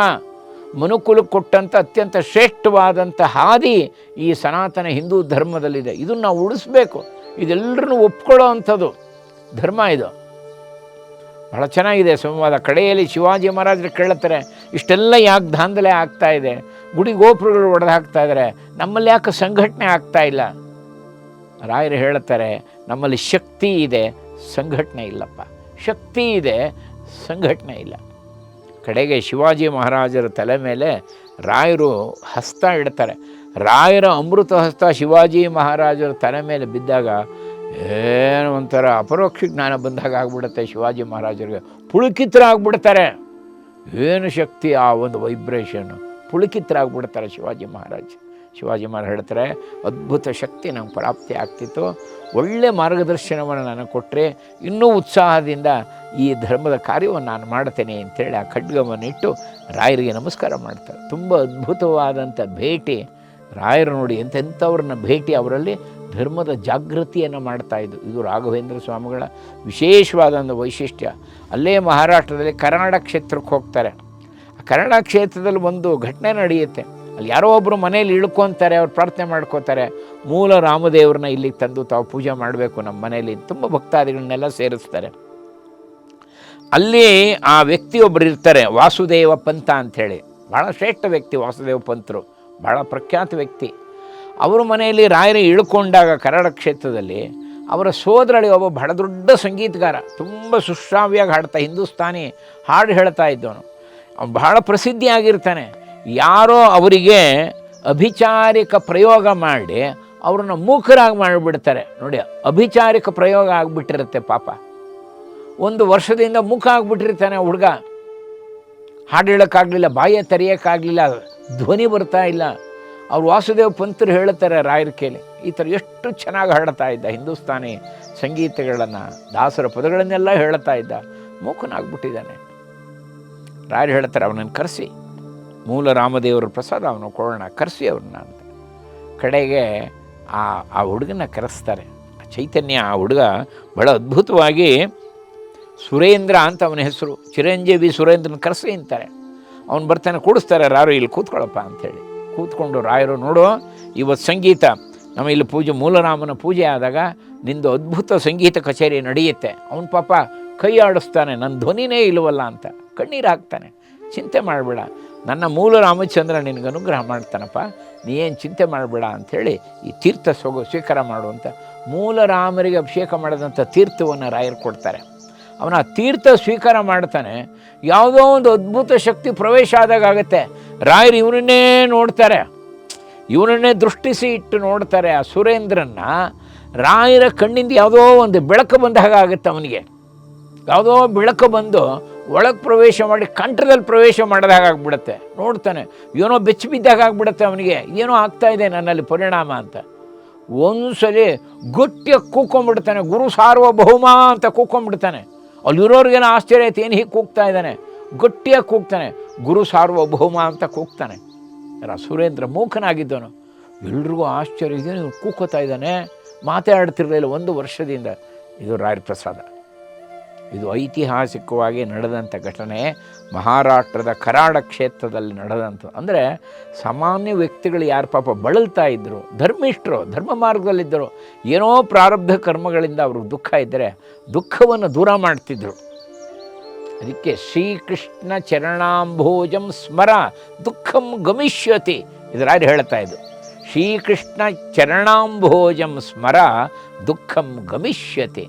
ಇದು ಮೂಲ ಭಾಗವತದಲ್ಲಿ ನಾರದ ಮಹರ್ಷಿಗಳು ಭಕ್ತಿಗೆ ಹೇಳ್ತಾರೆ, ನೀ ಶ್ರೀಕೃಷ್ಣನ ಚರಣವನ್ನು ಸ್ಮರಣೆ ಮಾಡಮ್ಮ, ನಿನ್ನ ದುಃಖ ಹೊರಟೋಗುತ್ತೆ. ಹಾಗೆ ನಮಗೂ ಒಟ್ಟನೆ ಭಗವಂತನ ಚರಣವನ್ನು ಸ್ಮರಣೆ ಮಾಡಿದ್ರೆ ನಮ್ಮ ದುಃಖ ತನ್ನಿಂತಾನೇ ದೂರ ಆಗುತ್ತೆ. ಈ ಸಂದೇಶ ರಾಯರು ಎಲ್ಲ ಕಡೆ ಕೊಡ್ತಿದ್ರು. ಬಹಳ ಅದ್ಭುತವಾದಂಥ ಈ ರೀತಿ ಇದು ಪವಾಡ, ನಮಗೆ ಪವಾಡ ಅನಿಸುತ್ತೆ. ಧರ್ಮದಲ್ಲಿ ನಂಬಿಕೆ ಬರಲಿ, ಧರ್ಮದಲ್ಲಿ ವಿಶ್ವಾಸ ಬರಲಿ ಅಂತಾನೆ ರಾಯರು ಆ ಅನುಗ್ರಹವನ್ನು ಮಾಡ್ತಾಯಿದ್ರು. ಇದು ನಾವು ತಿಳ್ಕೊಬೇಕಾದ್ದು. ರಾಘವೇಂದ್ರ ಸ್ವಾಮಿಗಳು ನಡೆದಾಡುವ ಅತ್ಯಂತ ಶ್ರೇಷ್ಠವಾದಂಥ ದೈವ. ಅವರು ತುಳಸಿ ಮಾಲೆಯನ್ನು ಧಾರಣೆ ಮಾಡಿಕೊಂಡು, ಅಂಗಾರ ಅಕ್ಷತೆಯನ್ನು ಇಟ್ಕೊಂಡು, ಗೋಪಿ ಚಂದನವನ್ನು ಲೇಪ ಮಾಡಿಕೊಂಡು, ಆ ಕೈಯಲ್ಲಿ ದಂಡವನ್ನು ಹಿಡ್ಕೊಂಡು ಹೋಗ್ತಾ ಇದ್ದರೆ ನೋಡೋರಿಗೆ 2 ಕಣ್ಣು ಸಾಲದಂತೆ. ಎಷ್ಟೋ ಜನ ಅವರು ಹೋಗ್ತಾ ಇದ್ದಾರೆ, ಅವ್ರ ಜೊತೆ ಹಿಂದಿಂದೆ ಓಡೋರಂತೆ. ಅನೇಕ ಕಷ್ಟಕ್ಕೆ ಪರಿಹಾರ ಕೇಳಬೇಕು ಅಂತ ಹೋದವರೆಲ್ಲ ಅವರು ನೋಡಿದ್ರೆ ಸಾಕು ನಮಗೆ ಪರಿಹಾರ ಸಿಕ್ತು ಅನ್ನೋ ಭಾವ ಆಗ್ತಿತ್ತಂತೆ. ಇದೊಂದು ವೈಶಿಷ್ಟ್ಯ. ಅವ್ರ ದೃಷ್ಟಿನೇ ಆಗಿರ್ತಿತ್ತು. ಅವರು ರಾಯರು ಬೀಡ್ತಿದ್ದಂಥ ಒಂದು ದೃಷ್ಟಿಯಿಂದಲೇ ಎಷ್ಟೋ ಜನರ ಕಷ್ಟ ಪರಿಹಾರ ಆಗಿ ಹೋಗ್ತಿತ್ತು. ಇಂಥ ಶ್ರೇಷ್ಠ ತಪಸ್ವಿಗಳು ರಾಘವೇಂದ್ರ ಸ್ವಾಮಿಗಳು. ನಮಗೆಲ್ಲ ಈ ಭಾಗವತದಲ್ಲಿ ಕೃಷ್ಣ ಒಂದು ಮಾತು ಹೇಳ್ತಾನೆ ಉದ್ಧವನಿಗೆ. ಉದ್ಧವ ಕೃಷ್ಣನ ಅತ್ಯಂತ ಪ್ರೀತಿಯ ಶಿಷ್ಯ, ಉಪಾಸಕ. ಕೃಷ್ಣನ ಜೊತೆಗೆ ಇದ್ದನು ಉದ್ಧವ. 11ನೇ ಸ್ಕಂದದಲ್ಲಿ ಒಂದು ಮಾತು ಬರುತ್ತೆ. ಉದ್ಧವ ನಿರಪೇಕ್ಷಂ ಮುನಿಂ ಶಾಂತಂ ನಿರ್ವೈರಂ ಸಮದರ್ಶನಂ ಅನುವ್ರಜಾಮ್ಯಹಂ ನಿತ್ಯಂ ಪೂಯಯೇತ್ ಅಂಗ್ರಿರೇಣುಭಿಃ. ಉದ್ಧವ ಯಾರು ನಿರಪೇಕ್ಷತೆಯಿಂದ ಇರ್ತಾನೋ, ಯಾವ ಸ್ವಂತ ಅಪೇಕ್ಷೆಯೂ ಇಲ್ಲ, ನಿರಪೇಕ್ಷಂ ಮುನಿಂ ಶಾಂತಂ, ಶಾಂತ ಚಿತ್ತನಾಗಿರ್ತಾನೋ ನೋಡಿ, ನಿರ್ವೈರಂ ಸಮದರ್ಶನಂ, ಯಾರನ್ನು ದ್ವೇಷಿಸಲ್ವೋ, ಎಲ್ಲರಲ್ಲೂ ಭಗವಂತ ಸಮಾನವಾಗಿದ್ದಾನೆ. ಜೀವಗಳಲ್ಲಿ ಭೇದ ಇರಬಹುದು, ಜೀವದಲ್ಲಿ ಭೇದ ಇರುತ್ತೆ, ಆದರೆ ಅವರ ಹೃದಯ ಕಮಲದಿರುವಂಥ ಭಗವಂತ ಬಿಂಬಮೂರ್ತಿ ಅವನು ಸಮಾನ, ಎಲ್ಲರಲ್ಲೂ ಸಮಾನವಾಗಿದ್ದಾನೆ ಬಿಂಬಮೂರ್ತಿ ನೋಡಿ. ನಿರ್ವೈರಂ ಸಮದರ್ಶನಂ ಅನುವ್ರಜಾಮ್ಯಹಂ ನಿತ್ಯಂ ಅಂದರೆ ಈ ಭಾವನೆ ಯಾರಿಗಿದೆಯೋ ಎಲ್ಲರಲ್ಲೂ ಭಗವಂತ ಸಮಾನವಾಗಿದ್ದಾನೆ ಎನ್ನುವಂಥ ತಿಳುವಳಿಕೆ ಯಾರಿಗಿದೆಯೋ ಅಂಥ ವ್ಯಕ್ತಿಯ ಹಿಂದಿಂದನೇ ಹೋಗ್ತೀನಿ ಅಂತಾನೆ ಕೃಷ್ಣ ನೋಡಿ. ಅನುವ್ರಜಾಮ್ಯಹಂ ನಿತ್ಯಂ ಪೂಯಯೇತ್ ಅಂಗ್ರಿರೇಣುಭಿಃ. ಅವನ ಪಾದಧೂಳಿ ನನ್ನ ತಲೆ ಮೇಲೆ ಬಿದ್ದರೆ ನಾನೇ ಧನ್ಯ ಉದ್ಧವ. ಭಗವಂತ ಈ ಮಾತು ಹೇಳ್ತಾನೆ. ಅಂಥ ಶ್ರೇಷ್ಠ ಪುಣ್ಯಾತ್ಮನ ಪಾದಧೂಳಿ ನನ್ನ ತಲೆ ಮೇಲೆ ಬಿದ್ದರೆ ನಾನು ಧನ್ಯ ಉದ್ಧವ. ಭಗವಂತ ಈ ಮಾತು ಹೇಳ್ತಾನೆ. ಇದು ಭಾಗವತಲ್ಲಿ ಬರುವಂಥದ್ದು. ನಾವು ರಾಘವೇಂದ್ರ ಸ್ವಾಮಿಗಳನ್ನ ಸ್ಮರಣೆ ಮಾಡಿಕೊಂಡು ಈ ಶ್ಲೋಕ ನಾನು ತಾಳೆ ಹಾಕಿದ್ರೆ ಎಷ್ಟು ಆನಂದ ಆಗುತ್ತೆ ನೋಡಿ. ಅದು ಅದ್ಭುತ ಅಲ್ವೇ ಅದು.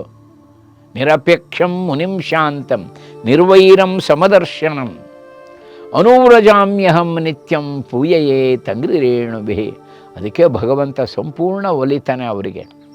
ಹಿಂದೆ ಅವರು ಸನ್ಯಾಸತ್ವ ತಗೊಳ್ಳೋ ಸಮಯದಲ್ಲಿ ವಾಗ್ದೇವಿ ತಾನು ವೆಂಕಟನಾಥನಿಗೆ ಹೇಳ್ತಾರೆ, ವೆಂಕಟನಾಥ ನಿನ್ನ ನಾಲಿಗೆಯಲ್ಲಿದ್ದನ್ನು ಹೇಳಿದ್ದನ್ನು ನಾನು ನಡೆಸ್ಕೊಡ್ತೀನಿ, ನೀನು ಇವತ್ತು ಪರಮಹಂಸ ಸಿಂಹಾಸನ ಮೇಲೆ ಸನ್ಯಾಸತ್ವ ಸ್ವೀಕಾರ ಮಾಡು, ನೀನು ಹೇಳಿದ್ದನ್ನು ನಾನು ನಡೆಸ್ಕೊಡ್ತೀನಿ ಅಂಥೇಳಿ ವಿದ್ಯಾಲಕ್ಷ್ಮಿ ವೆಂಕಟನಾಥನಿಗೆ ಆ ವಿಚಾರವನ್ನು ಹೇಳ್ತಾಳೆ. ಇದು ಅವರು ಸನ್ಯಾಸತ್ವ ತಗೊಳ್ಳುವಾಗ ನಾವು ನೋಡ್ತೀವಿ. ಅದಕ್ಕೆ ರಾಯರು ಮಧ್ಯ ಅನೇಕ ಸಂಗತಿಗಳು ಈ ಭೂಮಿಯ ಬಗ್ಗೆನೇ ಉಲ್ಲೇಖ ಮಾಡ್ತಾಯಿದ್ರು.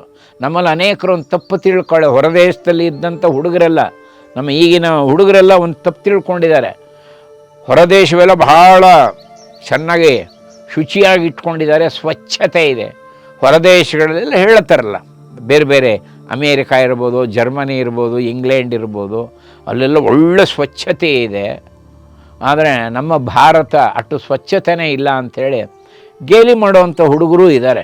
ಅವರು ಒಂದು ತಿಳ್ಕೊಳ್ಬೇಕು, ಬೇರೆ ದೇಶದಲ್ಲಿ ಸ್ವಚ್ಛತೆ ಇರ್ಬೋದು, ಆದರೆ ಭಾರತದಲ್ಲಿ ಪಾವಿತ್ರ್ಯತೆ ಇದೆ. ಭರತ ಭೂಮಿಯಲ್ಲಿ ಪಾವಿತ್ರ್ಯತೆ ಇದೆ. ಒಂದೊಂದು ಕಣವು ಪವಿತ್ರ ಇದೆ. ಇಲ್ಲಿ ಹರಿಯುವಂಥ ಒಂದು ನದಿಯೂ ಕೂಡ ನೀವು ಹೊರದೇಶದಲ್ಲಿ ಕಾಣೋಕ್ಕಾಗಲ್ಲ. ಸ್ವಚ್ಛತೆಯನ್ನು ನಾವು ಕಾಪಾಡ್ಕೋಬಾರ್ದು ಅಂತೇನಿಲ್ಲ, ನಾವು ಇಲ್ಲಿ ಸ್ವಚ್ಛತೆ ಕಾಪಾಡ್ಕೋಬಹುದು. ಆದರೆ ಇಲ್ಲಿ ಮುಖ್ಯ ಏನು, ಪಾವಿತ್ರ್ಯತೆ ಇದೆ ಈ ಭೂಮಿ. ರಾಘವೇಂದ್ರ ಸ್ವಾಮಿಗಳಂಥ ಶ್ರೇಷ್ಠ ಸಂತರು ಓಡಾಡದಂಥ ಭೂಮಿ ಇದು. ತಾಮ್ರಪರ್ಣಿ ನದಿ ತಟದಕ್ಕೆ ಬರ್ತಾ ಇದ್ದಾರೆ, ದಿಗ್ವಿಜಯ ಯಾತ್ರೆ ಮಾಡ್ತಾ ರಾಘವೇಂದ್ರ ಸ್ವಾಮಿಗಳು. ಒಬ್ಬ ಬ್ರಾಹ್ಮಣ ಓಡು ಬಂದು ಪ್ರಾರ್ಥನೆ ಮಾಡ್ಕೋತಾನೆ, ಗುರುಗಳೇ ನೀವು ಇಲ್ಲಿ ಬರ್ತಾ ಇದ್ದೀರಿ ಅಂತ ಗೊತ್ತಾಯಿತು ಅಂತ ಸಾಷ್ಟಾಂಗ ನಮಸ್ಕಾರ ಮಾಡಿ ಅಳುತ್ತಾನೆ. ನಿಮ್ಮಿಂದ ನನಗೊಂದು ಅನುಗ್ರಹ ಆಗಬೇಕು. ನನ್ನ ಊರಿನವರೆಲ್ಲ ನನ್ನನ್ನು ಭ್ರಷ್ಟ ಅಂಥೇಳಿ ಆಚೆ ಹಾಕ್ಬಿಟ್ಟಿದ್ದಾರೆ, ಊರಿಂದ ಹೊರಗಡೆ ಇಟ್ಬಿಟ್ಟಿದ್ದೆ. ನಾನು ದೊಡ್ಡದೊಂದು ಅಪರಾಧ ಮಾಡಿಬಿಟ್ಟೆ ನಿಜ, ಆದರೆ ಆ ಅಪರಾಧಕ್ಕೆ ತುಂಬ ಪರಿತಪಿಸ್ತಾ ಇದ್ದೀನಿ. ಪ್ರಾಯಶ್ಚಿತ್ತ ಮಾಡ್ಕೊಂಡಿದ್ದೀನಿ, ನಾನು ಶಾಸ್ತ್ರ ಹೇಳಿದ ರೀತಿಯಲ್ಲಿ ಪ್ರಾಯಶ್ಚಿತ್ತನ ಮಾಡ್ಕೊಂಡಿದ್ದೀನಿ. ಆದರೂ ಇವ್ರು ಯಾರೂ ನನ್ನನ್ನು ಸೇರಿಸ್ತಾ ಇಲ್ಲ, ನನ್ನ ಊರಿನ ಹೊರಗಡೆ ಹಾಕ್ಬಿಟ್ಟಿದ್ದಾರೆ. ನನಗೆ ದುಃಖ ಆಗ್ತದೆ. ಏನಾದರೂ ಮಾಡಿ ಇಲ್ಲ ಅಂದರೆ ನನ್ನ ಜೀವನವೇ ಹೀಗೆ ಹೊಟ್ಟೋಗ್ಬಿಡುತ್ತೆ. ರಾಯರು ಹೇಳ್ತಾರೆ, ಚಿಂತೆ ಮಾಡಿಬಿಡಪ್ಪ, ನೀ ನಾಳೆ ನನ್ನ ರಾಮನ ಪೂಜೆ ಆಗುವಾಗ ಆ ಸಂದರ್ಭಕ್ಕೆ ಬಾ ಅಂಥೇಳಿ, ಮೂಲ ರಾಮದೇವ್ರ ಪೂಜೆ ಆ ಸಮಯಕ್ಕೆ ಬಾ ಅಂಥೇಳಿ ಅವ್ನು ಬರ್ತಾನೆ. ಆಮೇಲೆ ಅವನಿಗೊಂದು ಹೇಳ್ತಾರೆ, ಅವನ ಕೇಶ ಮುಂಡನ ಮಾಡಿಸಿ ಅವನಿಗೆ ರಾಮದೇವರ ತೀರ್ಥವನ್ನು ಕೊಟ್ಟು ಶುಚಿ ಮಾಡ್ತೀನಿ, ನೀನು ಚಿಂತೆ ಮಾಡಬೇಡ, ಸತ್ಕಾರ್ಯವನ್ನು ಮಾಡ್ತಾ ಹೋಗು. ನಮ್ಮಲ್ಲಿ ಹೇಳ್ತಾರಲ್ಲ, ಇನ್ನಾದರೂ ಒಳ್ಳೆ ಹಾದಿ ಹಿಡಿಯೋ ಪ್ರಾಣಿ ಅಂತಾರಲ್ಲ, ಆದಿದ್ದಾಯಿತು. ನಮ್ಮ ದಾಸರು ಹೇಳ್ತಾರೆ, ಆದಿದ್ದಾಯಿತು, ಇನ್ನಾದರೂ ಒಳ್ಳೆ ದಾರಿ ಹಿಡಿಯೋ ಪ್ರಾಣಿ ಅಂತ ರಾಯರು ಹೇಳ್ತಾರೆ. ಗತಿಸಿ ಹೋಗಿದ್ದಾಯಿತು, ಇನ್ನೂ ನೀನು ಶುಚಿಯಾಗಿ ಶುದ್ಧ ಕಾರ್ಯವನ್ನು ಮಾಡು ಅಂಥೇಳಿ ಅವನನ್ನು ಶುಚಿ ಮಾಡ್ತಾರೆ. ಅವನನ್ನು ಶುಚಿ ಮಾಡಿದ್ರು ಕೂಡ ಆ ಊರಿನ ಜನಗಳು, ಆ ತಾಮ್ರಪರ್ಣಿ ಕ್ಷೇತ್ರದಲ್ಲಿದ್ದಂಥ ಊರಿನ ಜನರು ಇವ್ರನ್ನ ಒಪ್ಪಲ್ಲ. ಅಯ್ಯೋ ಇದೇನಿದು, ಅವನು ಇಂಥ ದೊಡ್ಡ ಅನಾಚಾರ ಮಾಡಿದವನು, ರಾಯರು ಅವನಿಗೆ ಬರೀ ಒಂದು ತೀರ್ಥವನ್ನು ಶಂಕೋದಕ ಕೊಟ್ಬಿಟ್ರೆ ಅವನು ಪವಿತ್ರ ಆಗ್ಬಿಟ್ನೆ, ಯಾಕೆ ರಾಯರು ಹೀಗೆ ಮಾಡಿಬಿಟ್ರು? ಇಡೀ ಊರನ್ನೆಲ್ಲ ಸೇರಿ ಬಂದು ರಾಯರನ್ನು ಕೇಳ್ತಾರೆ, ಏನು ಗುರುಗಳೇ, ಅವನು ಬಹಳ ದೊಡ್ಡ ಅನಾಚಾರಿ, ಅವನು, ನೀವು ಅವನಿಗೆ ತೀರ್ಥ ಕೊಟ್ಬಿಟ್ಟು ನೀನು ಪವಿತ್ರನಾದೆ ಅಂತ ನಾವು ಸೇರಿಸ್ಕೊಳ್ಳೋಕ್ಕಾಗುತ್ತೋ? ಈಗ ಚರ್ಚೆ ಮಾಡಿಬಿಡ್ತಾರೆ. ರಾಯರು ಮುಗುಳ್ನಾಗೆ ನಗ್ತಾರೆ. ರಾಯರು ಒಂದು ಸಂಗತಿ ಹೇಳ್ತಾರೆ, ಇದುವರೆಗೂ ಒಂದು ತಪ್ಪನ್ನು ಮಾಡದೇ ಇರೋರು ಯಾರಿದ್ದೀರಿ ಇಲ್ಲಿ? ಯಾರು ಇದ್ದರೆ ಹೇಳಿ, ಕೈ ಎತ್ತಿ. ಇದುವರೆಗೂ ಒಂದು ತಪ್ಪು ಮಾಡಿಲ್ಲ ಜೀವನದಲ್ಲಿ. ಯಾರು ನೋಡ್ತೀಯಲ್ಲ, ಅವ್ರಿವ್ರ ಮುಖ ನೋಡ್ತಾರೆ ಹೊರತು ಯಾರಿಗೂ ಧೈರ್ಯ ಇಲ್ಲ. ರಾಯರಲ್ಲಿ ಒಂದು ವೈಶಿಷ್ಟ್ಯ ಏನು ಅಂದರೆ, ಆ ಮೂಲ ಜೀವದ ರೂಪ ನೋಡೋರು. ಅವರಿಗೆ ವ್ಯಕ್ತಿ, ನಿಂತಿರೋ ವ್ಯಕ್ತಿಯ ಜೀವದ ಅನುಭವ ಆಗೋದು. ಪ್ರತಿ ಸ್ಮೃತಿ ವಿದ್ಯೆ ಗೊತ್ತಿದ್ದವರು ರಾಯರು. ಅವರು ಮನಸ್ಸು ಮಾಡಿದರೆ ಏನು ಬೇಕಾದ್ರೆ ಕಾಣಬಹುದಾಗಿತ್ತು. ಆ ಜೀವಿಯ ಆಗು ಹೋಗುಗಳನ್ನೆಲ್ಲ ಸರಿಯಾಗಿ ತಿಳಿತಿದ್ದು, ಪ್ರಾರಬ್ಧ ಕರ್ಮಗಳು ಗೊತ್ತಾಗ್ಬಿಡೋದು ರಾಯರಿಗೆ. ಎಲ್ಲ ಸುಮ್ಮನೆ ಆಗ್ಬಿಡ್ತಾರೆ. ರಾಯರು ಹೇಳ್ತಾರೆ, ನಾಳೆ ನೀವು ನನ್ನ ಮೂಲ ರಾಮನ ಪೂಜೆಯ ಸಮಯಕ್ಕೆ ನೀವೆಲ್ಲ ಬನ್ನಿ ಅಂಥೇಳಿ ರಾಯರು ಆಜ್ಞೆ ಮಾಡ್ತಾರೆ. ಎಲ್ಲ ಬಂದು ಸೇರ್ತಾರೆ. ಅವಾಗ ಏನು ಮಾಡ್ತಾರೆ, ಶುದ್ಧವಾದ ಒಂದು ಬಿಳಿ ಬಟ್ಟೆಯನ್ನು ರಾಘವೇಂದ್ರ ಸ್ವಾಮಿಗಳು ಪೂಜೆಯೆಲ್ಲ ಆದಮೇಲೆ ಒಂದು ಶುದ್ಧವಾದ ಬಿಳಿ ವಸ್ತ್ರ, ಅದನ್ನು ಗೇರು ಎಣ್ಣೆಯಲ್ಲಿ ಅದ್ದಿಸ್ತಾರೆ ತನ್ನ ಶಿಷ್ಯನಿಗೆ ಹೇಳಿ. ಕರ್ರಗಾಗ್ಬಿಡತ್ತೆ ಅದು ಗೇರೆಣ್ಣೆಯಿಂದಾಗಿ. ಆಮೇಲೆ ಏನು ಮಾಡ್ತಾರೆ, ಅದನ್ನು ಒಂದು ತಟ್ಟೆಯಲ್ಲಿಟ್ಟು ಮೂಲ ರಾಮನಿಗೆ ಅಭಿಷೇಕ ಮಾಡಿದಂಥ ತೀರ್ಥವನ್ನು ಅದಕ್ಕೆ ಸಂಪ್ರೋಕ್ಷಣೆ ಮಾಡ್ತಾರೆ. ಸಂಪ್ರೋಕ್ಷಣೆ ಮಾಡಿದ ಕೆಳವೆ ಗಳಿಗೆಯಲ್ಲಿ ಪೂರ್ತಿ ಬೆಳ್ಳಗಾಗ್ಬಿಡತ್ತೆ ಆ ವಸ್ತ್ರ. ಆ ಕಪ್ಪು ಕಲೆಯೇ ಇರೋಲ್ಲ, ತುಂಬ ಶುದ್ಧವಾಗಿ ಫಳಫಳ ಅಂತ ಹೊಳಿತಿರುತ್ತೆ, ಬೆಳ್ಳಿಗೆ ಪ್ರಕಾಶಮಾನವಾಗಿಬಿಡುತ್ತೆ. ಎಲ್ಲ ನೋಡ್ತಾ ಇದ್ದಾರೆ, ತಮ್ಮ ಎದುರಿಗೆ ಕಾಣ್ತಾ ಇದೆ. ಅಂದರೆ ಮೂಲ ರಾಮನಿಗೆ ಮಾಡಿದಂಥ ಅಭಿಷೇಕದ ತೀರ್ಥದ ಮಹಿಮೆ ಏನು ಅದನ್ನೇ ಹೇಳಿದ್ದಾರೆ. ಇದೆಲ್ಲ ರಾಯರಲ್ಲೇ ಇದ್ದಂಥ ಮಹಿಮೆ. ಅಂಥ ದೊಡ್ಡ ಪವಾಡ ಪುರುಷರು, ಅಂಥ ಒಂದು ಶಕ್ತಿಯನ್ನು ಪಡೆದಂಥವರು ರಾಯರು. ಆದರೆ ತಮ್ಮಲ್ಲಿದ್ದಂಥ ಆ ಸಿದ್ಧಿಯನ್ನು, ಏಕೆಂದರೆ ರಾಯರು ಸಿದ್ಧ ಪುರುಷರು, ಯುಗ ಪುರುಷರು. ಸಿದ್ಧ ಪುರುಷರು ಸಿಗಬೇಕಾದ್ರೆ ಕಷ್ಟ. ಎಲ್ಲರೂ ಬೇಕಾದಷ್ಟು ಮಾತಾಡ್ಬೋದು, ಸಾಮಾನ್ಯ ಕೀರ್ತಿಯನ್ನು ಯಾರು ಬೇಕಾದ್ರೆ ಗಳಿಸ್ತಾರೆ, ಅಧಿಕಾರವನ್ನೂ ಗಳಿಸ್ಬಿಡಬಹುದು, ದೊಡ್ಡ ಸ್ಥಾನವನ್ನು ಗಳಿಸಬಹುದು, ಬೇಕಾದಷ್ಟು ಸಂಪತ್ತನ್ನು ಗಳಿಸಬಹುದು. ಆದರೆ ಒಳ್ಳೆ ಜ್ಞಾನ, ಸುಜ್ಞಾನ ಬರಬೇಕಾದ್ರೆ ಅಷ್ಟು ಸುಲಭ ಅಲ್ಲ. ಸುಜ್ಞಾನ ಬರಬೇಕಾದ್ರೆ ಭಗವಂತನ ಕೃಪೆ ಆಗಬೇಕು. ಸನ್ಯಾಸತ್ವ ಸ್ವೀಕಾರ ಮಾಡೋಕ್ಕೂ ಭಗವಂತನ ಕೃಪೆ ಆಗಬೇಕು. ಅಂಥ ಸುಜ್ಞಾನವನ್ನು ಪಡೆದಂಥ ಮಹಾನ್ ಭಾವರು, ಸಿದ್ಧ ಪುರುಷರು, ಯುಗ ಪುರುಷರು ರಾಯರು. ಆಮೇಲೆ ಅವರೆಲ್ಲ ನೋಡ್ತಾರೆ, ಆಮೇಲೆ ಎಲ್ಲ ಶರಣಾಗತಿ ಆಗ್ತಾರೆ. ರಾಯರ ನಾವು ಭಾಳ ತಪ್ಪು ತಿಳಿದಿದ್ವಿ, ನೀವು ಆ ಶಂಕೋದಕದಿಂದ ಅವನನ್ನು ಪವಿತ್ರ ಮಾಡಿದ್ದು ಅಂತನ್ನೋದು ಈಗ ನಿಮ್ಮ ಶಕ್ತಿ ನಮ್ಗೆ ಅರ್ಥವಾಯ್ತು. ಹೀಗೆ ನಮ್ಮಲ್ಲಿ ಎಷ್ಟೋ ಜನ ಪಾಪ ಹೊಟ್ಟೋಗಿರ್ತಾರೆ, ಬೇರೆ ಬೇರೆ ಮತಾಂತರಗಳು ಆಗೋಗಿರ್ತಾರೆ. ಕಡೆಗಣಿಸಬಾರ್ದು ಅವ್ರನ್ನ, ನಮ್ಮ ಮೂಲ ಧರ್ಮಕ್ಕೆ ಸೇರಿಸ್ಕೊಳ್ಬೇಕು. ನಾವೆಲ್ಲ ಹಿಂದೆ ಅನೇಕ ಅನಾಚಾರಗಳು ನಡೆದೇ ಇತ್ತು. ಯಾರು ಆಕ್ರಮಣ ಮಾಡಿದ್ರೋ ಅವರಿಂದ ಅನೇಕ ಅನಾಚಾರಗಳು ನಡೆದು ಹೋಗಿದೆ. ಅದನ್ನು ಸರಿಪಡಿಸ್ಕೊಳ್ಬೇಕಾದ್ದು ನಮ್ಮೆಲ್ಲರ ಕರ್ತವ್ಯ. ರಾಯರು ಇಂಥ ಕಾರ್ಯ ಬೇಕಷ್ಟು ಮಾಡಿದ್ರು ಪಾಪ ರಾಯರು. ನೋಡಿ, ಆ ವ್ಯಕ್ತಿಯಲ್ಲಿದ್ದಂಥ ಅವಗುಣವನ್ನು ದೂರ ಮಾಡಿದ್ರು. ಅವನಲ್ಲೇನು ಅಧೈರ್ಯ ಇತ್ತು, ನಾನೇನು ಪರಿಪಕ್ವತೆ ಹೊಂದಿಲ್ಲ, ಅವನಿಗೆ ಧೈರ್ಯ ಕೊಟ್ಟರು. ಇನ್ನು ಮುಂದೆ ನೀನು ಸತ್ಕಾರ್ಯ ಮಾಡು. ಇವ್ರಿಗೂ ಎಲ್ಲ ತಿಳಿಸಿದ್ರು. ಯಾರೋ ಒಬ್ಬ ಎಡವು ಬಿಟ್ಟರೆ, ಜೀವನದಲ್ಲಿ ತಪ್ಪು ಮಾಡಿದ್ರೆ ಅವನು ಸರಿ ಮಾಡ್ಕೊಳಕ್ಕಾಗೋದೇ ಇಲ್ಲ ಅಂತ ಈಗ ತೀರ್ಮಾನ ಮಾಡಬಾರ್ದು. ಎಷ್ಟೋ ಸಲ ತಪ್ಪು ಆಗ್ಬಿಡತ್ತೆ, ಆದರೆ ಅದೇ ತಪ್ಪನ್ನು ಮುಂದುವರಿಸ್ಕೊಂಡು ಹೋಗಬಾರ್ದು. ಪ್ರಾಯಶ್ಚಿತ್ತ ಮಾಡಿಕೊಂಡು ಭಗವಂತನ ಅನುಗ್ರಹ ಪಡ್ಕೊಂಡು, ಅದಕ್ಕೆ ಜೀವಭೂತ ಸನಾತನ, ಎಲ್ಲ ಜೀವಿಗಳಲ್ಲೂ ಭಗವಂತ ಇದ್ದಾನೆ, ಗೊತ್ತಾಯ್ತಾ? ಅದನ್ನು ಅರಿವು ಮಾಡಿಕೊಂಡು ಅವರು ಆ ಮೂಲಕ ಮುಂದೆ ಹೋಗಬೇಕು ಅನ್ನೋಂಥ ವಿಚಾರವನ್ನು ರಾಯರು ಹೆಜ್ಜೆ ಹೆಜ್ಜೆಗೂ ಹೇಳ್ತಾ ಇದ್ದರು.